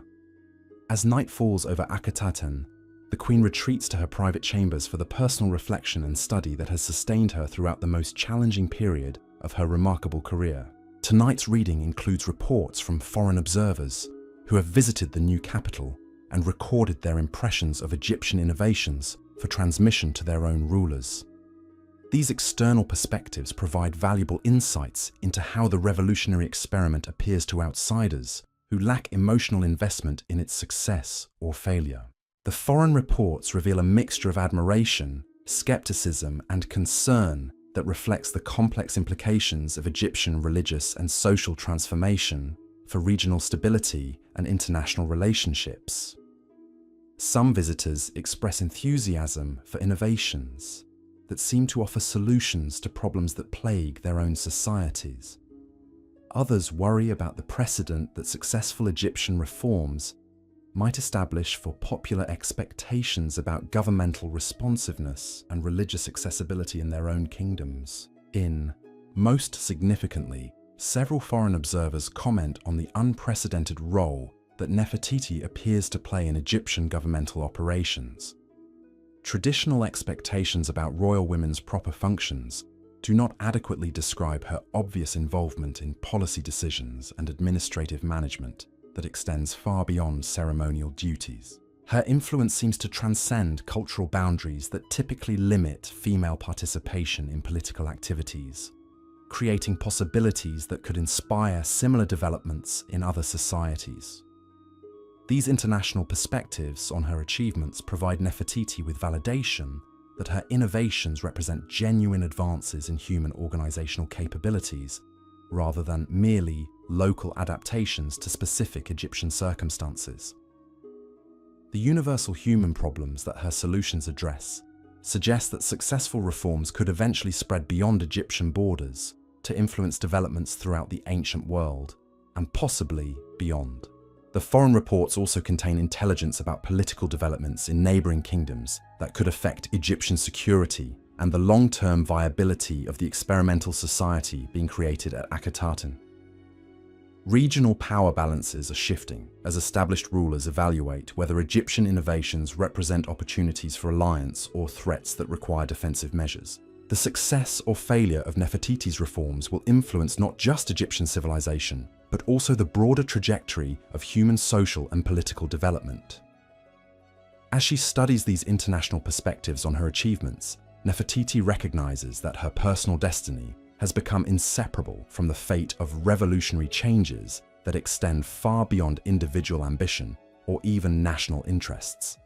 The teenage girl who entered the royal court with intelligence as her primary asset has become a historical figure whose decisions will influence the development of human civilization for centuries or millennia. The weight of this responsibility shapes every choice she makes as she continues navigating challenges that no previous ruler has faced. The night deepens as the Queen continues her private studies, but tomorrow will bring new opportunities to demonstrate that the impossible dream of transformed human society can become practical reality through sustained application of intelligence, dedication, and collaborative effort. Her story is entering its most crucial phase as the forces supporting and opposing revolutionary change prepare for confrontations that will determine whether Akhetaten represents humanity's future or merely an ambitious experiment that could not survive the eternal human tendency to revert to familiar patterns and traditional authorities. The oil lamps flicker in the desert breeze as Nefertiti prepares for sleep in chambers designed to capture tomorrow's sunrise, symbol of the eternal renewal that her reforms promise to bring to human civilization. The woman who has achieved unprecedented influence through intelligence and determination faces the future with confidence, born of careful preparation and unwavering commitment to ideals that transcend personal ambition. Her legacy is being written through daily choices that demonstrate the possibility of transforming ancient patterns of human organization into something entirely new and potentially magnificent. Determination faces an unwavering commitment towards the future with confidence, being of careful preparation, and her legacy is dailials that transcend personal ambition, written through choices that demonstrate into something entirely new and potentially magnificent. The of human, of transforming ancient organization possibility patterns. The dawn of Nefertiti's 15th year as queen brings whispers that will forever alter the course of Egyptian history. In the corridors of Akhetaten, servants speak in hushed tones about the queen's increasing absences from public ceremonies. Palace scribes notice that official documents now bear unfamiliar seals alongside the traditional royal cartouches. Most mysteriously, construction workers report that new chambers are being built in the deepest sections of the palace complex, their purpose known only to a select few who have sworn sacred oaths of silence. What the common people cannot see is the extraordinary transformation taking place within the Queen's private world. Each morning now begins not with the familiar rituals of royal preparation, but with clandestine meetings in chambers that do not appear on any official palace map. Here, in rooms lit only by carefully positioned oil lamps, Nefertiti receives visitors whose identities would shock the Egyptian nobility if they were ever discovered. The first to arrive is always Khaemwaset, a master craftsman whose calloused hands betray decades of working with precious metals and rare stones. But his true value lies not in his artistic abilities, but in his comprehensive knowledge of the secret passages that honeycomb the ancient temples of Thebes. His detailed sketches reveal hidden chambers where the old priesthood has been quietly accumulating weapons and gold, preparing for a confrontation that could plunge Egypt into civil war. Following him comes Amenemheb, a merchant whose trading expeditions have taken him to the far reaches of the known world. His weathered face speaks of years spent navigating the dangerous currents of international commerce, but his reports focus on something far more valuable than trade routes or commodity prices. He brings intelligence about foreign rulers who are watching Egyptian religious reforms with intense interest, evaluating whether the revolutionary changes represent weakness to be exploited or strength to be emulated. The third regular visitor remains the most enigmatic. Known only as the scribe of hidden things, this individual arrives wrapped in common robes that conceal both identity and gender. The scrolls this mysterious figure carries contain information that could destabilize governments throughout the ancient world. Lists of corrupt officials in distant provinces, details about secret alliances between supposedly loyal vassals, evidence of foreign plots against Egyptian interests. Most crucially, these documents reveal the existence of underground networks that span the entire Mediterranean world, connecting merchants, priests, and nobles in webs of mutual obligation that transcend national boundaries. Nefertiti absorbs this intelligence with the focused attention of a master strategist preparing for the most complex campaign in Egyptian history. The information she receives confirms her growing suspicion that the opposition to religious reform extends far beyond domestic resistance to encompass international conspiracies aimed at preventing the spread of innovations that could transform human civilization. The traditional priesthoods of multiple kingdoms have apparently recognized that successful Egyptian reforms could inspire similar movements in their own territories, threatening established power structures throughout the ancient world. Her response to these revelations demonstrates the extraordinary evolution of her strategic thinking over the past decade. Rather than viewing the international dimension of opposition as an insurmountable obstacle, she begins to perceive it as an opportunity to create alliances with progressive forces in foreign kingdoms who share her vision of religious and social transformation. The intelligence networks she has cultivated provide her with contacts among reformist movements that most rulers don't even know exist. The morning meetings conclude with detailed planning sessions, where Nefertiti and her advisors develop responses to specific threats, while advancing broader objectives that could reshape the ancient world. Today's focus centers on a particularly delicate operation that requires coordination between Egyptian agents and sympathetic allies in 3 different kingdoms. The goal involves more than simple intelligence gathering or diplomatic negotiation. They are planning to establish the first international network of reformed religious communities that could eventually challenge traditional power structures throughout the Mediterranean region. The complexity of this undertaking requires Nefertiti to demonstrate capabilities that extend far beyond anything expected from royal women in ancient societies. She must understand the theological implications of different reform movements, evaluate the political risks of supporting foreign dissidents, and coordinate activities across vast distances, using communication methods that could be intercepted by hostile intelligence services. Her success in managing these multifaceted challenges reveals intellectual and organizational abilities that equal those of history's greatest rulers. As the secret meetings conclude, Nefertiti emerges into the public areas of the palace, transformed once again into the serene and gracious queen that her subjects expect to see.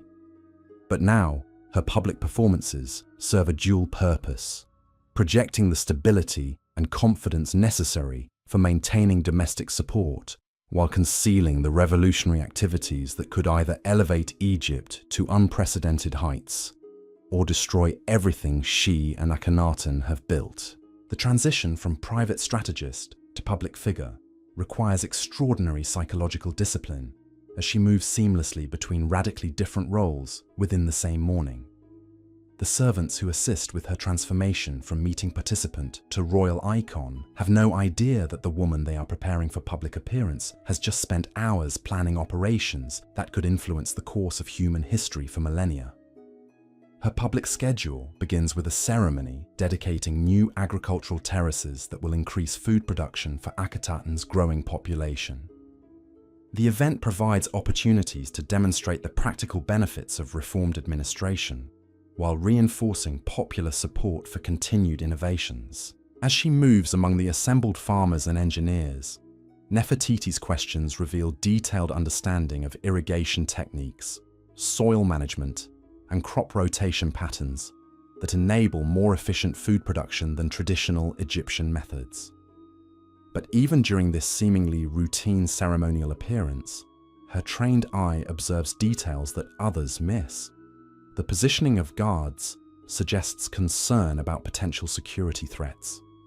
The composition of the crowd includes individuals whose presence seems designed to gather intelligence rather than celebrate agricultural achievements.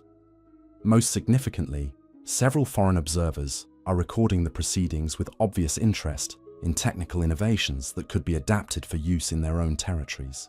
These observations inform real-time adjustments to her public presentation as she emphasizes certain aspects of the reforms while downplaying others based on her assessment of who is watching and what information should or should not be shared. Her ability to conduct multiple levels of analysis simultaneously while maintaining the appearance of casual engagement demonstrates the extraordinary mental agility that has enabled her unprecedented rise to influence and authority. The agricultural ceremony concludes with ritual offerings to Aten that incorporate traditional elements designed to reassure conservative observers, while introducing subtle innovations that advance the broader program of religious reform. Nefertiti's performance during these religious observances reveals her sophisticated understanding of how spiritual practices can be modified gradually without triggering the kind of dramatic resistance that could destabilize reform efforts. The afternoon brings a different type of challenge, as she receives a delegation of Mesopotamian merchants whose ostensible purpose involves negotiating trade agreements for luxury goods. But her intelligence sources have revealed that at least 3 members of this delegation are actually agents of a foreign ruler who is evaluating Egyptian military capabilities and political stability. The meeting requires her to project confidence and competence, while carefully controlling what information the visitors can observe or deduce about Egyptian strengths and vulnerabilities. The negotiations take place in a reception hall designed to impress foreign visitors while providing subtle advantages to Egyptian negotiators. The positioning of seats ensures that sunlight streaming through high windows illuminates the faces of visitors while leaving Egyptian participants partially shadowed, making it easier to observe foreign reactions while concealing their own responses. Decorative elements throughout the chamber convey messages about Egyptian wealth and cultural sophistication that reinforce the kingdom's international prestige. Nefertiti's participation in these commercial discussions demonstrates knowledge of trade practices, currency values, and market conditions that surprises the foreign merchants who had expected to deal primarily with male officials focused on political rather than economic considerations. Her questions reveal understanding of production techniques, transportation logistics, and quality control measures that enable her to negotiate terms favorable to Egyptian interests, while maintaining the appearance of fair dealing that encourages continued commercial relationships. But the most crucial aspect of these negotiations involves the information warfare taking place beneath the surface of routine commercial discussions. Each question the merchants ask provides insights into their real interests and concerns. Each response Nefertiti provides is calculated to convey specific impressions about Egyptian capabilities while concealing information that could be used to Egypt's disadvantage. The apparent simplicity of discussing textile prices and delivery schedules masks a complex intelligence operation that could influence international relationships for generations. The Mesopotamian visitors depart with trade agreements that appear mutually beneficial, but they also carry carefully crafted impressions about Egyptian strength, stability, and strategic priorities that serve Nefertiti's broader objectives for managing international relationships during a period of revolutionary change. Their reports to their own rulers will influence foreign policy decisions that could either support or threaten Egyptian security and the long-term viability of the reforms being implemented throughout the kingdom. As evening approaches, Nefertiti prepares for the most dangerous activity of her day. Tonight she will participate in a clandestine ceremony that officially does not exist and could never be acknowledged by the royal court. In a hidden chamber deep beneath the palace, representatives from reform movements throughout the ancient world will gather to formalize agreements that could transform human civilization or trigger conflicts that destroy everything they hope to achieve. The underground chamber where this meeting takes place was constructed during the earliest phases of Akhenaten's development, its existence known only to the most trusted members of Nefertiti's inner circle. The room itself reflects the revolutionary principles that guide her thinking. With simple furnishings that emphasize function over ceremonial display, and lighting designed to create an atmosphere of equality rather than hierarchy. Here, the traditional protocols that govern interactions between rulers and subjects give way to collaborative relationships based on shared commitment to transformational change. The participants who gather for tonight's ceremony represent the most extraordinary assembly of revolutionary thinkers in ancient history. A Buddhist monk from distant Asian kingdoms sits beside a Celtic druid whose knowledge of natural philosophy challenges conventional understanding of reality. A Jewish mystic whose theological insights anticipate developments that won't emerge publicly for centuries shares ideas with an Egyptian priest who has abandoned traditional religious practices to embrace reformed spirituality. What unites these diverse individuals is not shared cultural background or common political interests, but rather their recognition that human civilization has reached a critical juncture where traditional approaches to social organization and spiritual understanding no longer serve the needs of evolving human consciousness. Their collaboration represents the first attempt in recorded history to create international networks dedicated to systematic transformation of human society based on principles that transcend tribal loyalties and sectarian boundaries. Nefertiti's role in coordinating this unprecedented gathering demonstrates the evolution of her thinking from Egyptian queen focused on domestic reform to visionary leader whose objectives encompass the transformation of human civilization itself. Her opening remarks acknowledge the extraordinary nature of their collaboration while emphasizing the practical challenges they face in implementing changes that challenge established power structures throughout the known world. The ceremony that follows combines elements from multiple spiritual traditions while avoiding the sectarian conflicts that typically prevent cooperation between different religious communities. Participants share insights from their own cultural backgrounds while seeking common ground that could support collaborative efforts to promote human development and social justice. The discussions reveal possibilities for human cooperation that won't be seriously attempted again for centuries or millennia.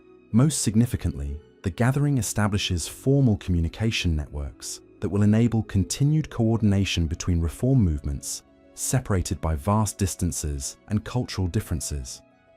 The methods they develop for sharing information, coordinating activities, and providing mutual support create the foundation for international cooperation that transcends the limitations of ancient transportation and communication technologies. As the ceremony concludes, with commitments to specific actions that participants will undertake in their own territories. Nefertiti recognizes that she has helped initiate changes that extend far beyond Egyptian borders to encompass the future development of human civilization itself.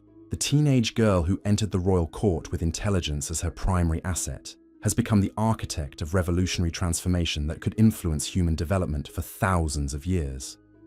The participants depart through separate routes that conceal their identities and destinations, carrying with them plans for activities that could either elevate human civilization to unprecedented heights or trigger conflicts that destroy the foundations of organized society.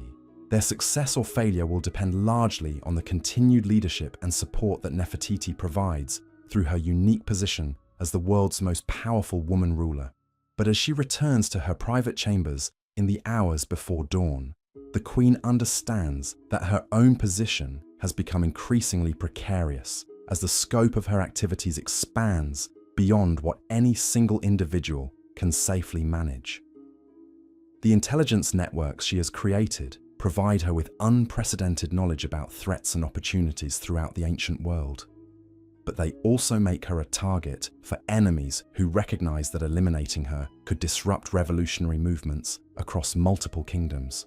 The weight of these responsibilities shapes her final activities of the night as she reviews security reports and updates contingency plans that could protect her closest associates if circumstances force her to disappear from public life.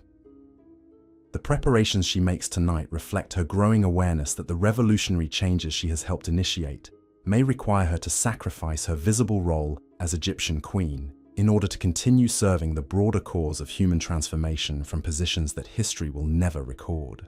The oil lamps burn low as Nefertiti contemplates a future that may require her to abandon everything she has achieved as a queen of Egypt in order to preserve and extend innovations that could benefit humanity for generations yet unborn.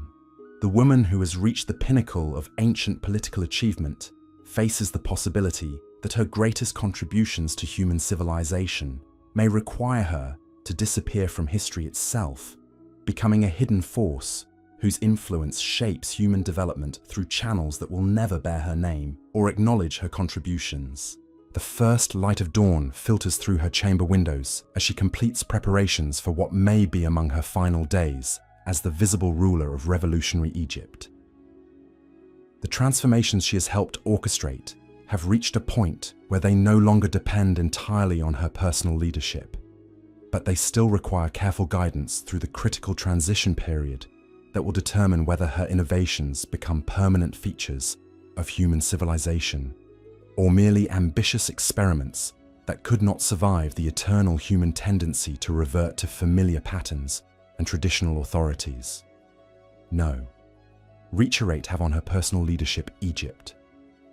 The transformed a point where they'd entirely longer depanations she has helped orchestrate, but they still determine whether her requi, recareful the critical period that will through permanent features of human civilization, or merely ambitious guidance, become transition innovations experiments that could not survive the eternal human tendency to revert to familiar patterns and traditional authorities. The morning that would mark the beginning of Nefertiti's most audacious gamble dawned like any other in Akhetaten, but the queen who rose to greet it carried secrets that would have shattered the ancient world if discovered.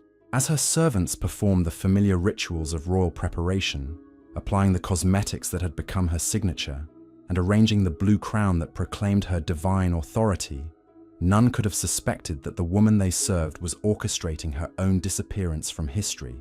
The plan she had developed during months of clandestine meetings required precision that would challenge the most skilled military commander. Every detail of her daily routine had been analyzed and modified to create opportunities for activities that officially did not exist. The servants who attended her morning bath had been carefully selected for their loyalty and discretion. The guards who protected her chambers followed new rotation schedules that created brief windows when certain corridors remained unobserved. Even the timing of her meals had been adjusted to accommodate meetings that could never appear on any official schedule. As she moved through her morning audiences with provincial administrators and foreign diplomats, Nefertiti conducted two entirely separate conversations simultaneously. The public discussion addressed routine matters of governance and diplomacy that maintained the appearance of normal royal activity. But beneath this surface performance, a more crucial dialogue unfolded through subtle gestures, carefully chosen words, and meaningful silences that conveyed information about revolutionary networks spreading throughout the ancient world.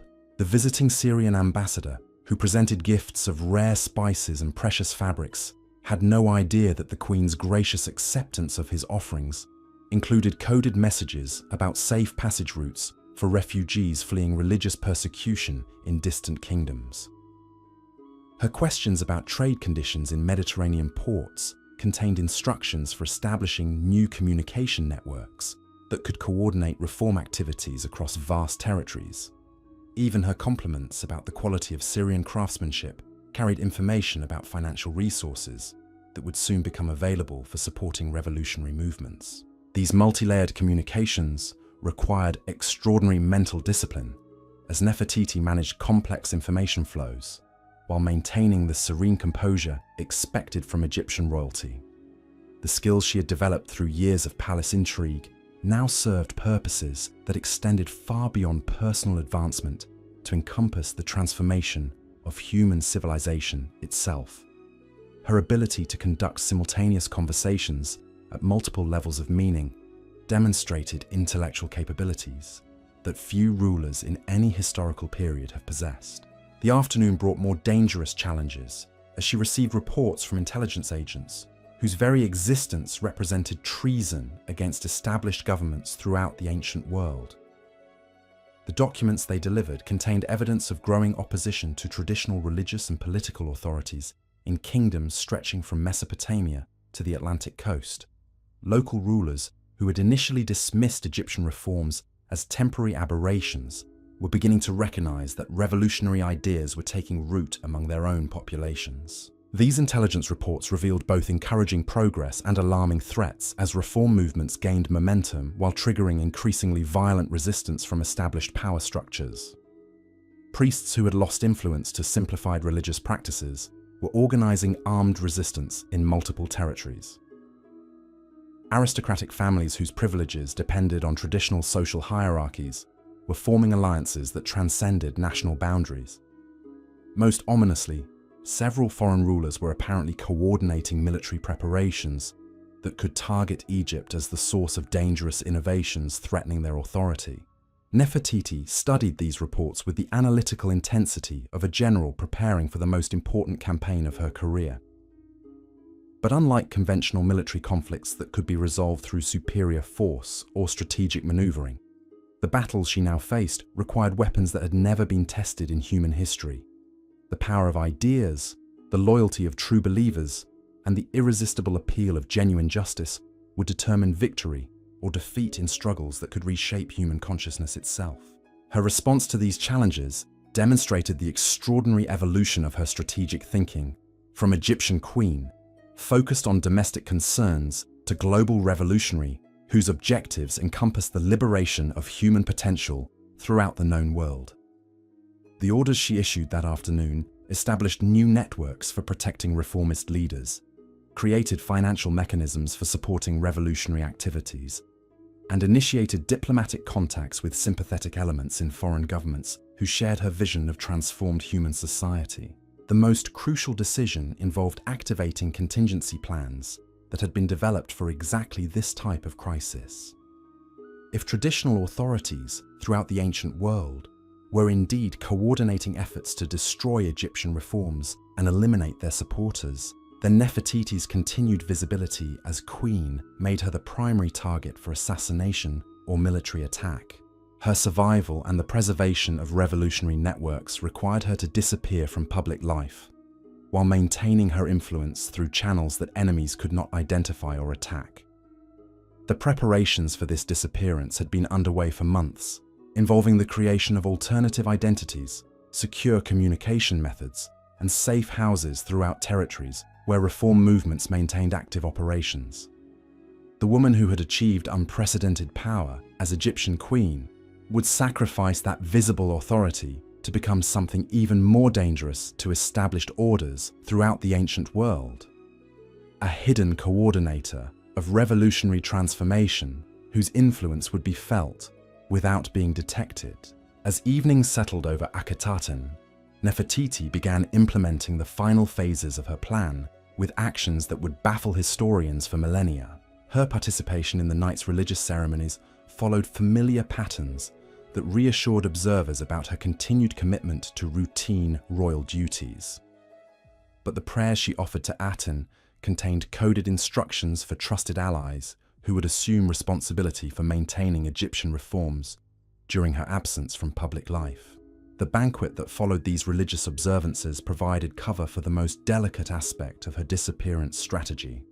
As guests celebrated another day of prosperity under reformed administration, servants loyal to Nefertiti moved through the palace, executing predetermined procedures that would enable her transformation from visible queen to invisible revolutionary. Documents that could reveal her underground activities were secured or destroyed. Personal possessions that might provide clues about her whereabouts were carefully redistributed. Most crucially, trusted associates received final instructions about their roles in maintaining the illusion of her continued presence, while she established new bases of operation in territories where her enemies would never think to search. The psychological challenge of abandoning everything she had achieved as Egyptian queen tested Nefertiti's commitment to ideals that transcended personal ambition. The palace that had been her home for over a decade contained memories of triumphs and defeats that had shaped her into history's most influential woman ruler.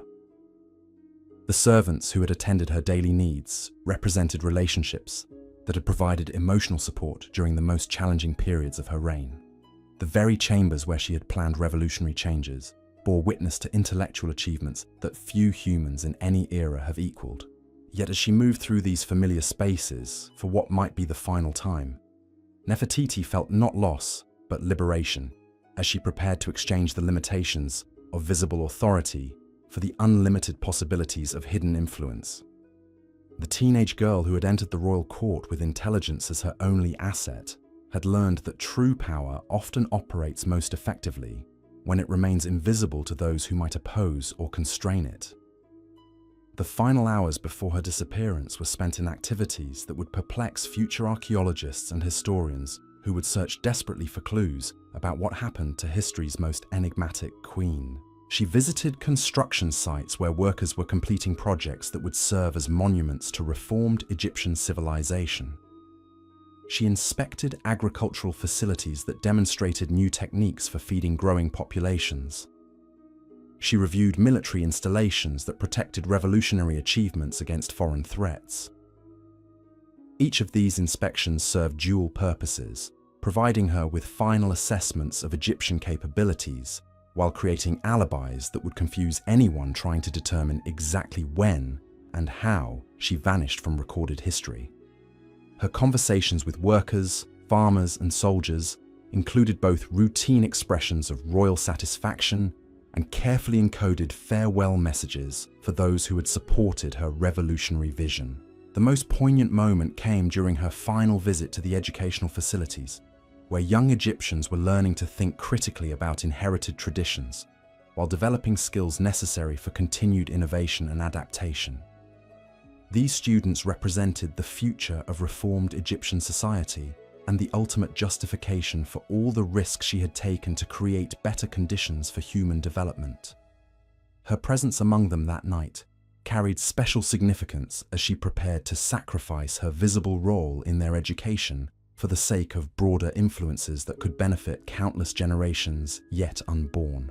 As midnight approached, Nefertiti made her way to the hidden chamber, where the most trusted members of her inner circle waited to bid farewell to the queen they had served and welcome the anonymous revolutionary who would continue their shared mission from positions that history would never record.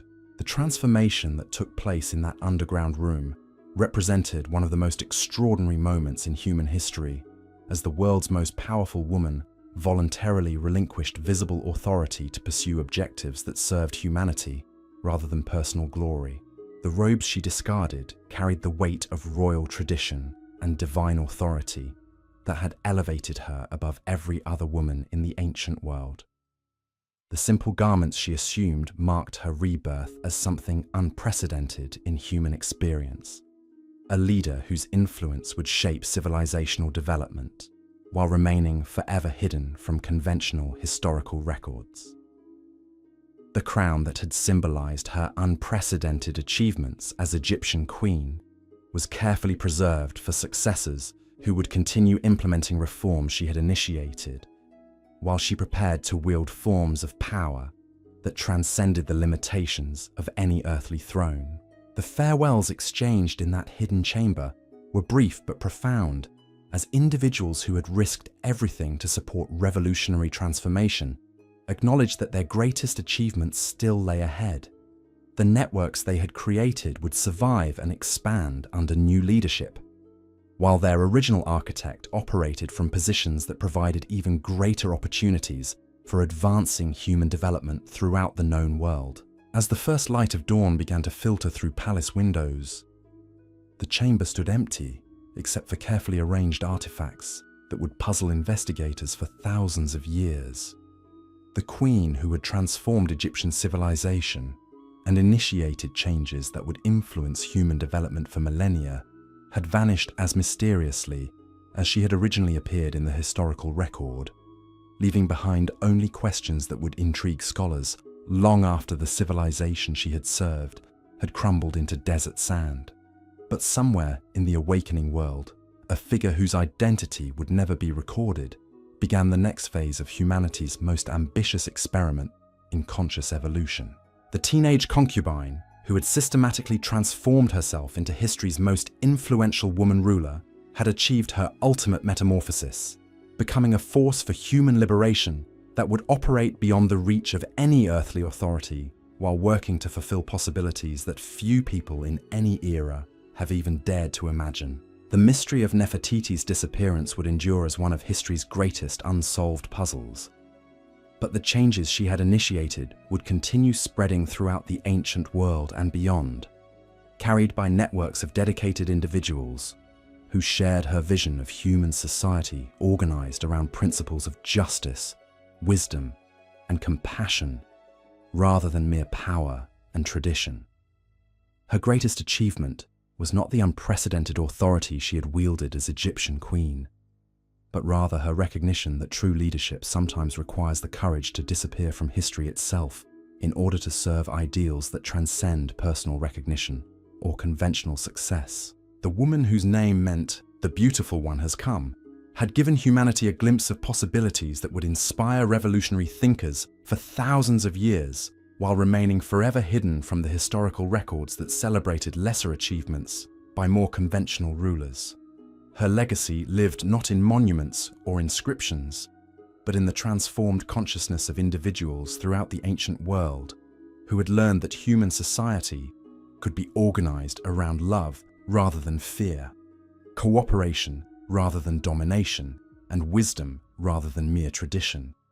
Order to serve Ida Beautiful requires the courage to disappear from history itself, in success names that transcend personal recognition.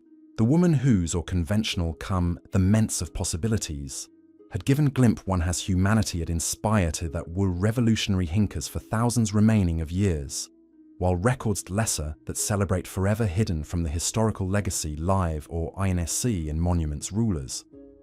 Heard not conventional more achievements by Riptians, but in the transformed consciousness of individuals' world who had learned that throughout. Rather than mere tradition, the ancient human, rather than domed around love society, could be organize a nation, and wisdom rather than fear, cooperation. The decades that followed would reveal the true genius of Nefertiti's strategy as whispers began emerging from the most unexpected corners of the ancient world. In the trading posts of distant Phoenician colonies, merchants spoke of a mysterious woman who appeared at crucial moments to mediate disputes between rival factions. Her knowledge of languages, customs, and commercial practices seemed impossible for any single individual to possess. Yet her interventions consistently produced peaceful solutions that benefited all parties involved. In the mountain villages of Anatolia, shepherds told stories of a healer who arrived during times of plague or famine, bringing not just medical knowledge, but also new techniques for agriculture and animal husbandry that transformed subsistence communities into thriving settlements. Her methods combined Egyptian innovations with local wisdom in ways that suggested deep understanding of how different cultures could learn from each other without sacrificing their essential identities. The mystery deepened when similar reports emerged from regions separated by thousands of miles and multiple seasons of travel. A woman matching her description appeared among Celtic tribes, learning new metalworking techniques in Mesopotamian cities, establishing schools for orphaned children, and in Nubian settlements developing irrigation systems that doubled crop yields. The consistency of these accounts across vast distances and cultural boundaries suggested either an impossible network of coordinated imposters or the activities of someone who had transcended normal limitations of time and geography. What made these reports particularly intriguing was their focus on educational and technological innovations rather than political or military activities. Unlike conventional rulers, who extended their influence through conquest or alliance, this mysterious figure seemed dedicated to spreading knowledge and practical skills that empowered local populations to improve their own conditions. Her intervention strengthened existing communities rather than creating dependencies that would require continued external support. The morning routine in a small Aegean fishing village provides glimpses into how these transformational encounters actually unfolded. The villagers rise before dawn to prepare their nets and boats for another day of uncertain labor, in waters that have grown less productive with each passing season. Fish populations have declined, storms have become more frequent, and competition from larger settlements has made it increasingly difficult to maintain their traditional way of life. But this morning brings an unexpected visitor, whose arrival will change everything for this struggling community. A woman of indeterminate age walks down from the hills carrying a leather satchel that contains tools and materials unlike anything the villagers have seen before. Her clothing suggests foreign origins, but her manner conveys familiarity with coastal life that puts the fishermen at ease, despite their natural suspicion of strangers. She speaks their dialect with subtle accent that suggests extensive travel, asking questions about their fishing methods, boat construction, and preservation techniques that reveals sophisticated understanding of maritime challenges. Her inquiries focus not on extracting information for her own benefit, but on understanding local conditions well enough to offer assistance that respects existing knowledge while introducing innovations that could improve results. The conversation that develops around the morning preparation activities demonstrates her remarkable ability to learn quickly while teaching subtly. She observes how the fishermen repair their nets, then suggests modifications to the weaving pattern that would increase durability while reducing weight. Her recommendations emerge naturally from the discussion, rather than being imposed as superior alternatives to established practices. As the boats prepare to depart for the day's fishing, she requests permission to accompany them, offering to help with routine tasks in exchange for opportunities to observe their techniques firsthand. The fishermen agree partly from curiosity and partly from recognition that her questions reveal genuine interest in their welfare rather than idle tourism or academic study. The day at sea provides extended opportunities for the kind of detailed observation and subtle instruction that characterizes all her interventions. She works alongside experienced fishermen, learning their methods while sharing insights about ocean currents, weather patterns, and fish behavior that reflect knowledge gathered from coastal communities throughout the Mediterranean world. Her contributions improve the day's catch while teaching principles that will benefit future fishing expeditions. But her most significant impact comes through conversations that occur during the quiet periods between active fishing. She shares stories about communities that face similar challenges and discovered innovative solutions through experimentation and cooperation. These narratives provide both practical information and psychological encouragement, as the villagers recognize that their problems are neither unique nor insurmountable. The techniques she describes for fish preservation, boat maintenance, and navigation represent combinations of methods from different cultures, adapted to local conditions and resources. Her approach emphasizes learning from diverse sources while maintaining the cultural identity and social cohesion that give communities their strength and resilience during difficult periods. As evening approaches and the boats return to harbour with their most successful catch in months, the villagers begin to understand that they have encountered someone extraordinary. Her knowledge extends far beyond fishing to encompass agriculture, crafts, trade relationships, and social organisation in ways that suggest lifetimes of experience compressed into a single individual. The community gathering that takes place around the evening cooking fires provides opportunities for more systematic instruction, as she shares specific techniques for improving various aspects of village life. Her teaching methods emphasize hands-on demonstration and collaborative problem-solving, rather than formal lectures or authoritative pronouncements that might create dependencies or undermine local leadership. The young people of the village prove particularly receptive to her innovations as she introduces them to concepts about navigation, mathematics, and natural philosophy that expand their understanding of the world beyond their immediate environment. Her lessons prepare them to participate more effectively in the broader Mediterranean trading networks, while maintaining their commitment to the community that has nurtured them.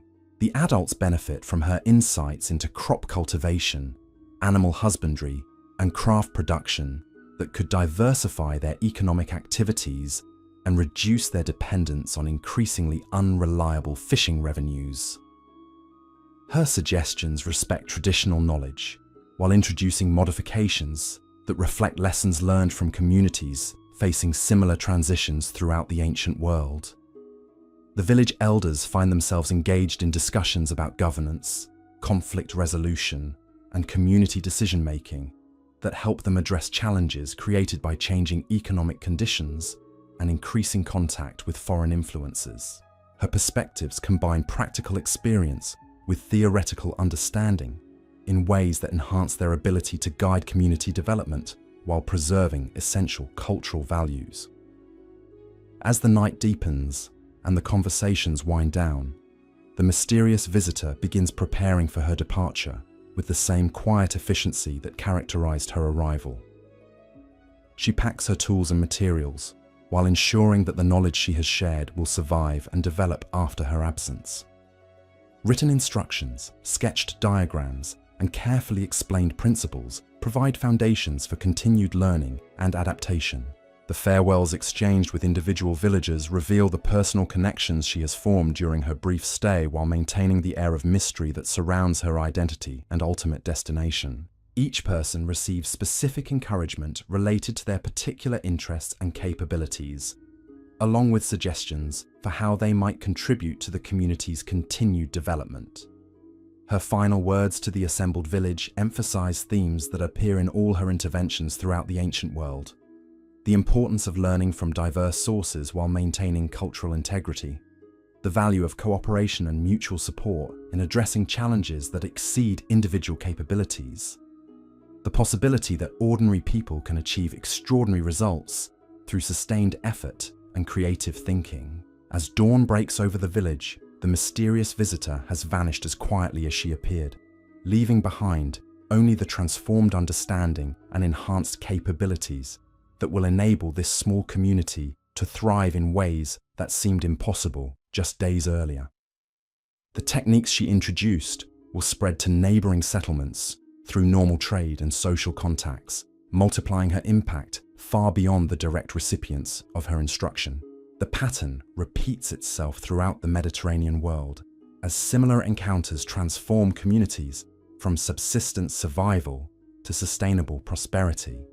Each intervention respects local conditions and cultural preferences, while introducing innovations that enhance human capabilities and expand possibilities for cooperative development. The cumulative effect creates networks of improved communities that strengthen regional stability while advancing human knowledge and social organization. These grassroots transformations operate beneath the notice of conventional political authorities, who remain focused on traditional concerns about territory, tribute, and military power. The rulers who might have opposed systematic changes to existing social arrangements never recognized the coordinated nature of developments that appear to emerge spontaneously from local initiatives and community creativity. The genius of this approach lies in its sustainability and resistance to suppression by hostile authorities. Unlike political movements that depend on visible leadership and formal organization, these educational and technological innovations become embedded in local practices and transmitted through normal social processes that continue functioning regardless of political circumstances. The woman who orchestrates these transformations remains hidden from historical records while wielding influence that surpasses anything achieved by conventional rulers, whose names dominate ancient chronicles. Her legacy lives not in monuments or inscriptions, but in the enhanced capabilities and expanded consciousness of countless communities, whose development she has guided toward more humane and sustainable patterns of social organization. The fishing village that experienced her intervention represents thousands of similar encounters that collectively reshape human civilization during the centuries following her disappearance from Egyptian records. The teenager who entered the royal court with intelligence as her primary asset has achieved her ultimate transformation, becoming a catalyst for human development whose influence extends throughout space and time, while remaining forever invisible to those who measure achievement through conventional standards of power and recognition. Years pass, and the ripples of her influence continue spreading through channels that historians will never detect or document. In remote monasteries, scholars copy texts that preserve knowledge she helped disseminate. In bustling marketplaces, merchants employ trading practices she refined during her travels. In family workshops, craftsmen use techniques she demonstrated during brief visits that transformed their understanding of their trades. The agricultural innovations she introduced enable communities to support larger populations while maintaining ecological balance. The educational methods she developed help children learn more effectively while preserving cultural traditions.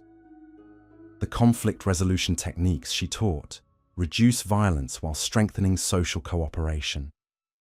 Each improvement contributes to the gradual elevation of human civilization toward possibilities that few people in any era have imagined. The winter evening when she visits a small mountain community facing starvation demonstrates how her interventions address immediate crises while building long-term resilience. The villagers have watched their stored grain dwindle as unseasonable weather destroyed their harvest and blocked the mountain passes that connect them to trading centers. Desperation has begun creating tensions that threaten to tear apart social bonds that have sustained the community through previous difficulties. Her arrival coincides with a community meeting where elders debate whether to abandon their ancestral home or attempt to survive until spring on increasingly meager rations.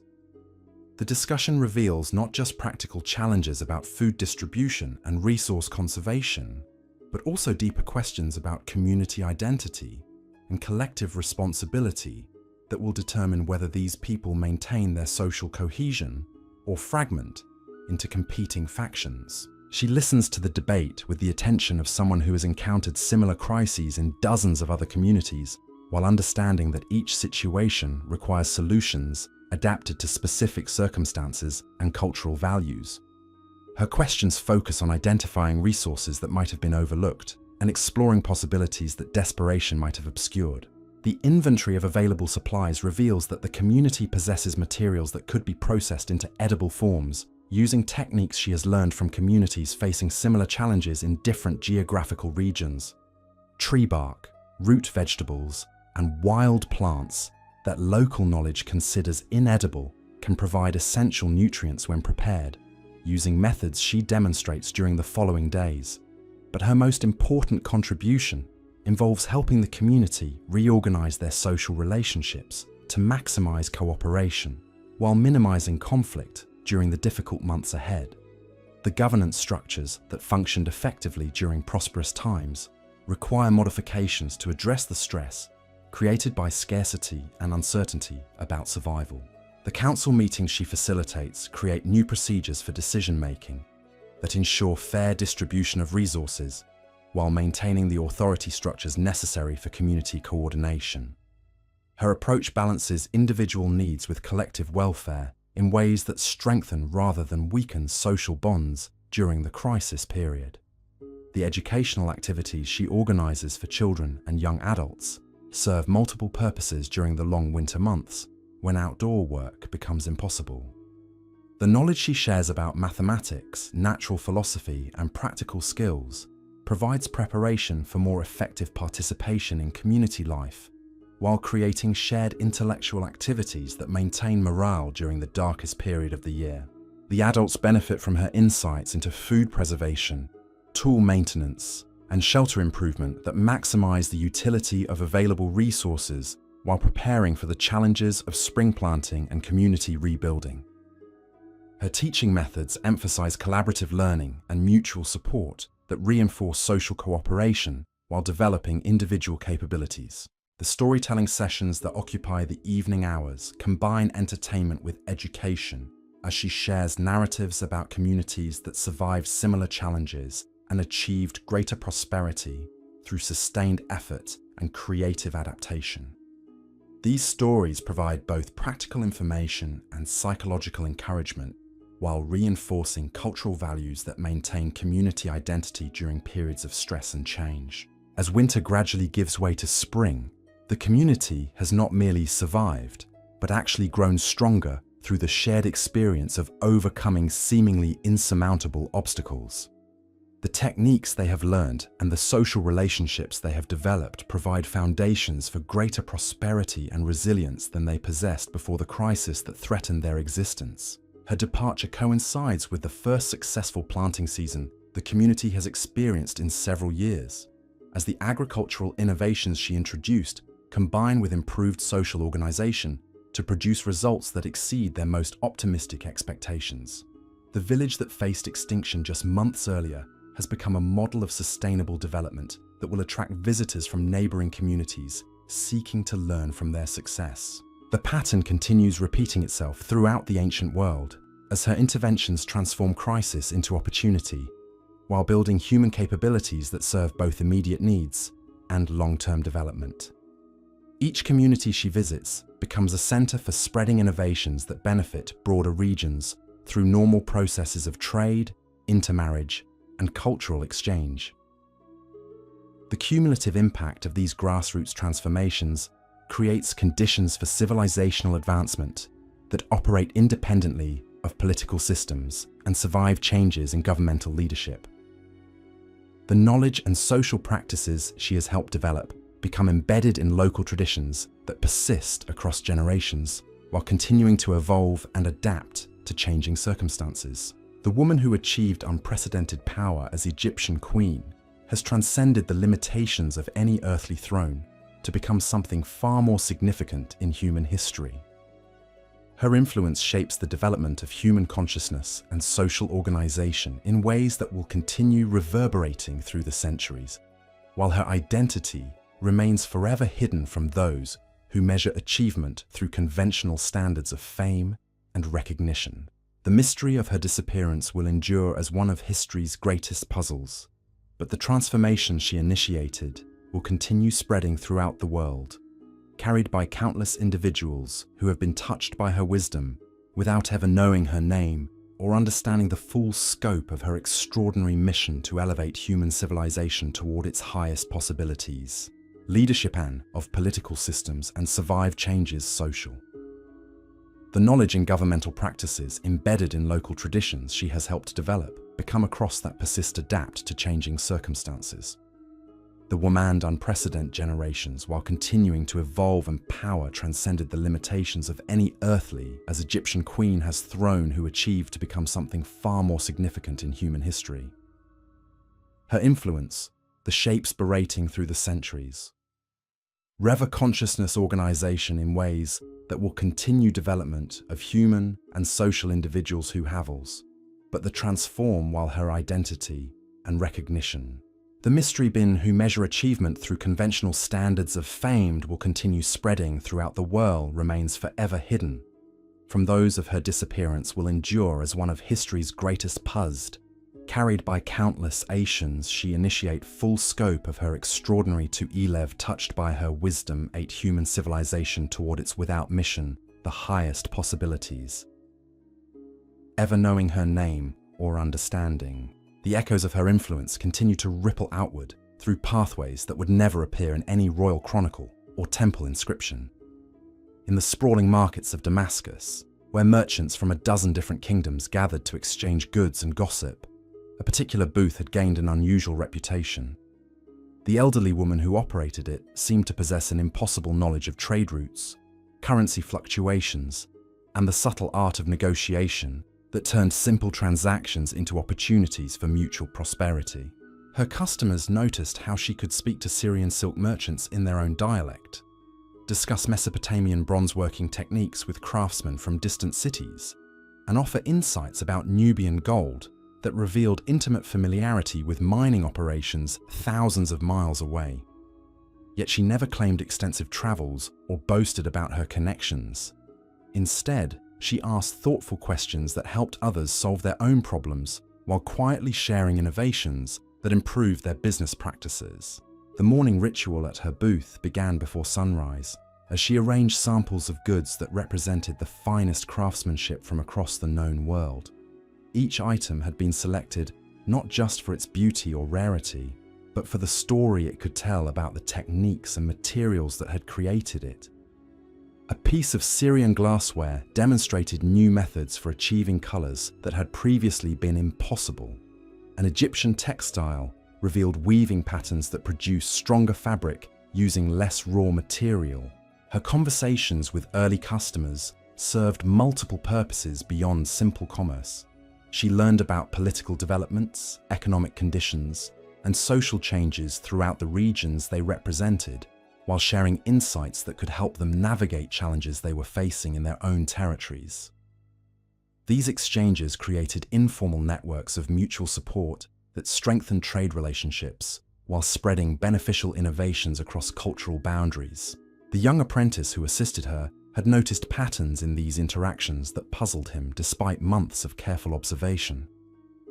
She seemed to know exactly which customers would be interested in particular items before they even approached her booth. Her suggestions about trade routes and timing consistently proved more accurate than information provided by professional merchants who had spent decades building their expertise through direct experience. Most mysteriously, she occasionally received visitors who came not to purchase goods, but to engage in whispered conversations conducted in languages the apprentice could not identify. These individuals arrived at irregular intervals, always alone, and departed carrying small packages that appeared to contain documents rather than merchandise. Their meetings followed no predictable schedule, yet she always seemed prepared for their arrival. The midday heat brought different types of customers as local residents sought relief from the sun, while browsing goods they could never afford during normal economic circumstances.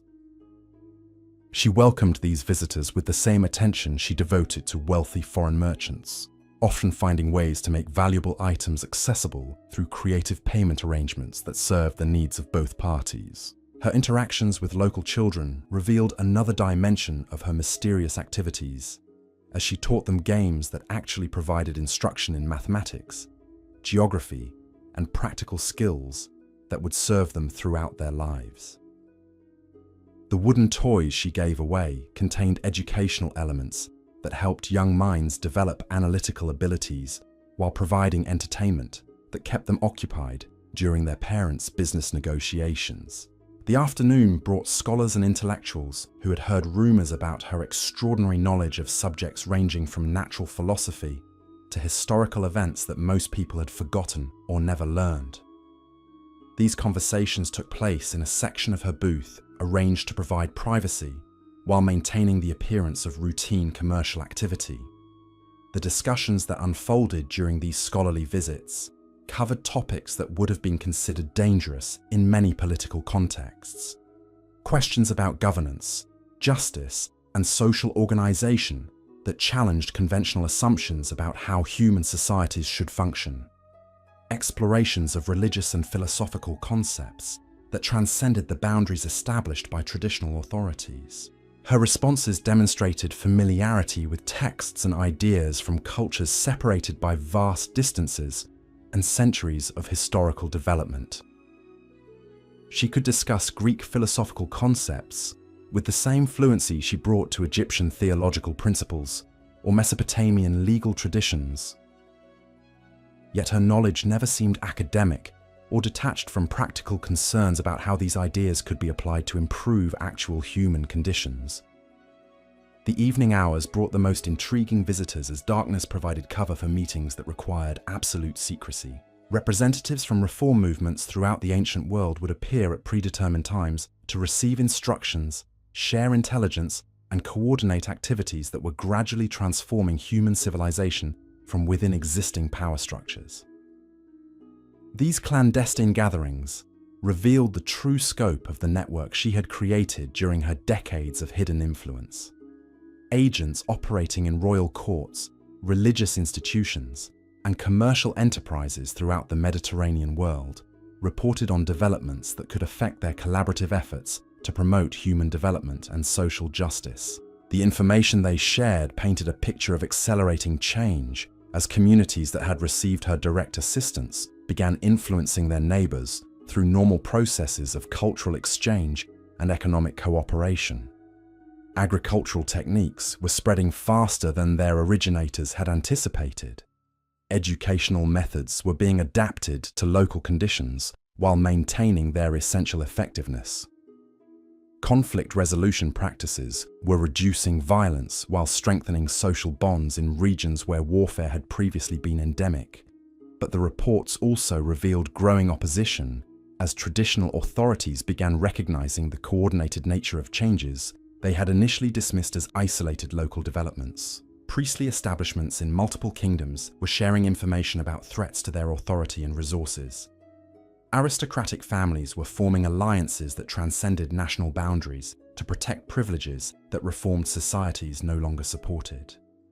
And so, as we drift toward the end of our journey through the sands of time, we leave Nefertiti not as history recorded her, but as she truly was. The beautiful queen who vanished into mystery had achieved something far greater than any throne could offer. Her legacy lived not in stone monuments that crumble with age, but in the transformed hearts and minds of countless souls across the ancient world. From Syrian merchants to Celtic craftsmen, from mountain villages to coastal settlements, her invisible influence continued reshaping human civilization long after her name faded from royal records. The teenage girl who entered the palace with only intelligence as her weapon had become humanity's hidden architect, proving that true power sometimes requires the courage to disappear from history itself. Sleep well, dear friend, knowing that even in our darkest hours, there are forces working silently to elevate our world towards something more beautiful than we dare imagine.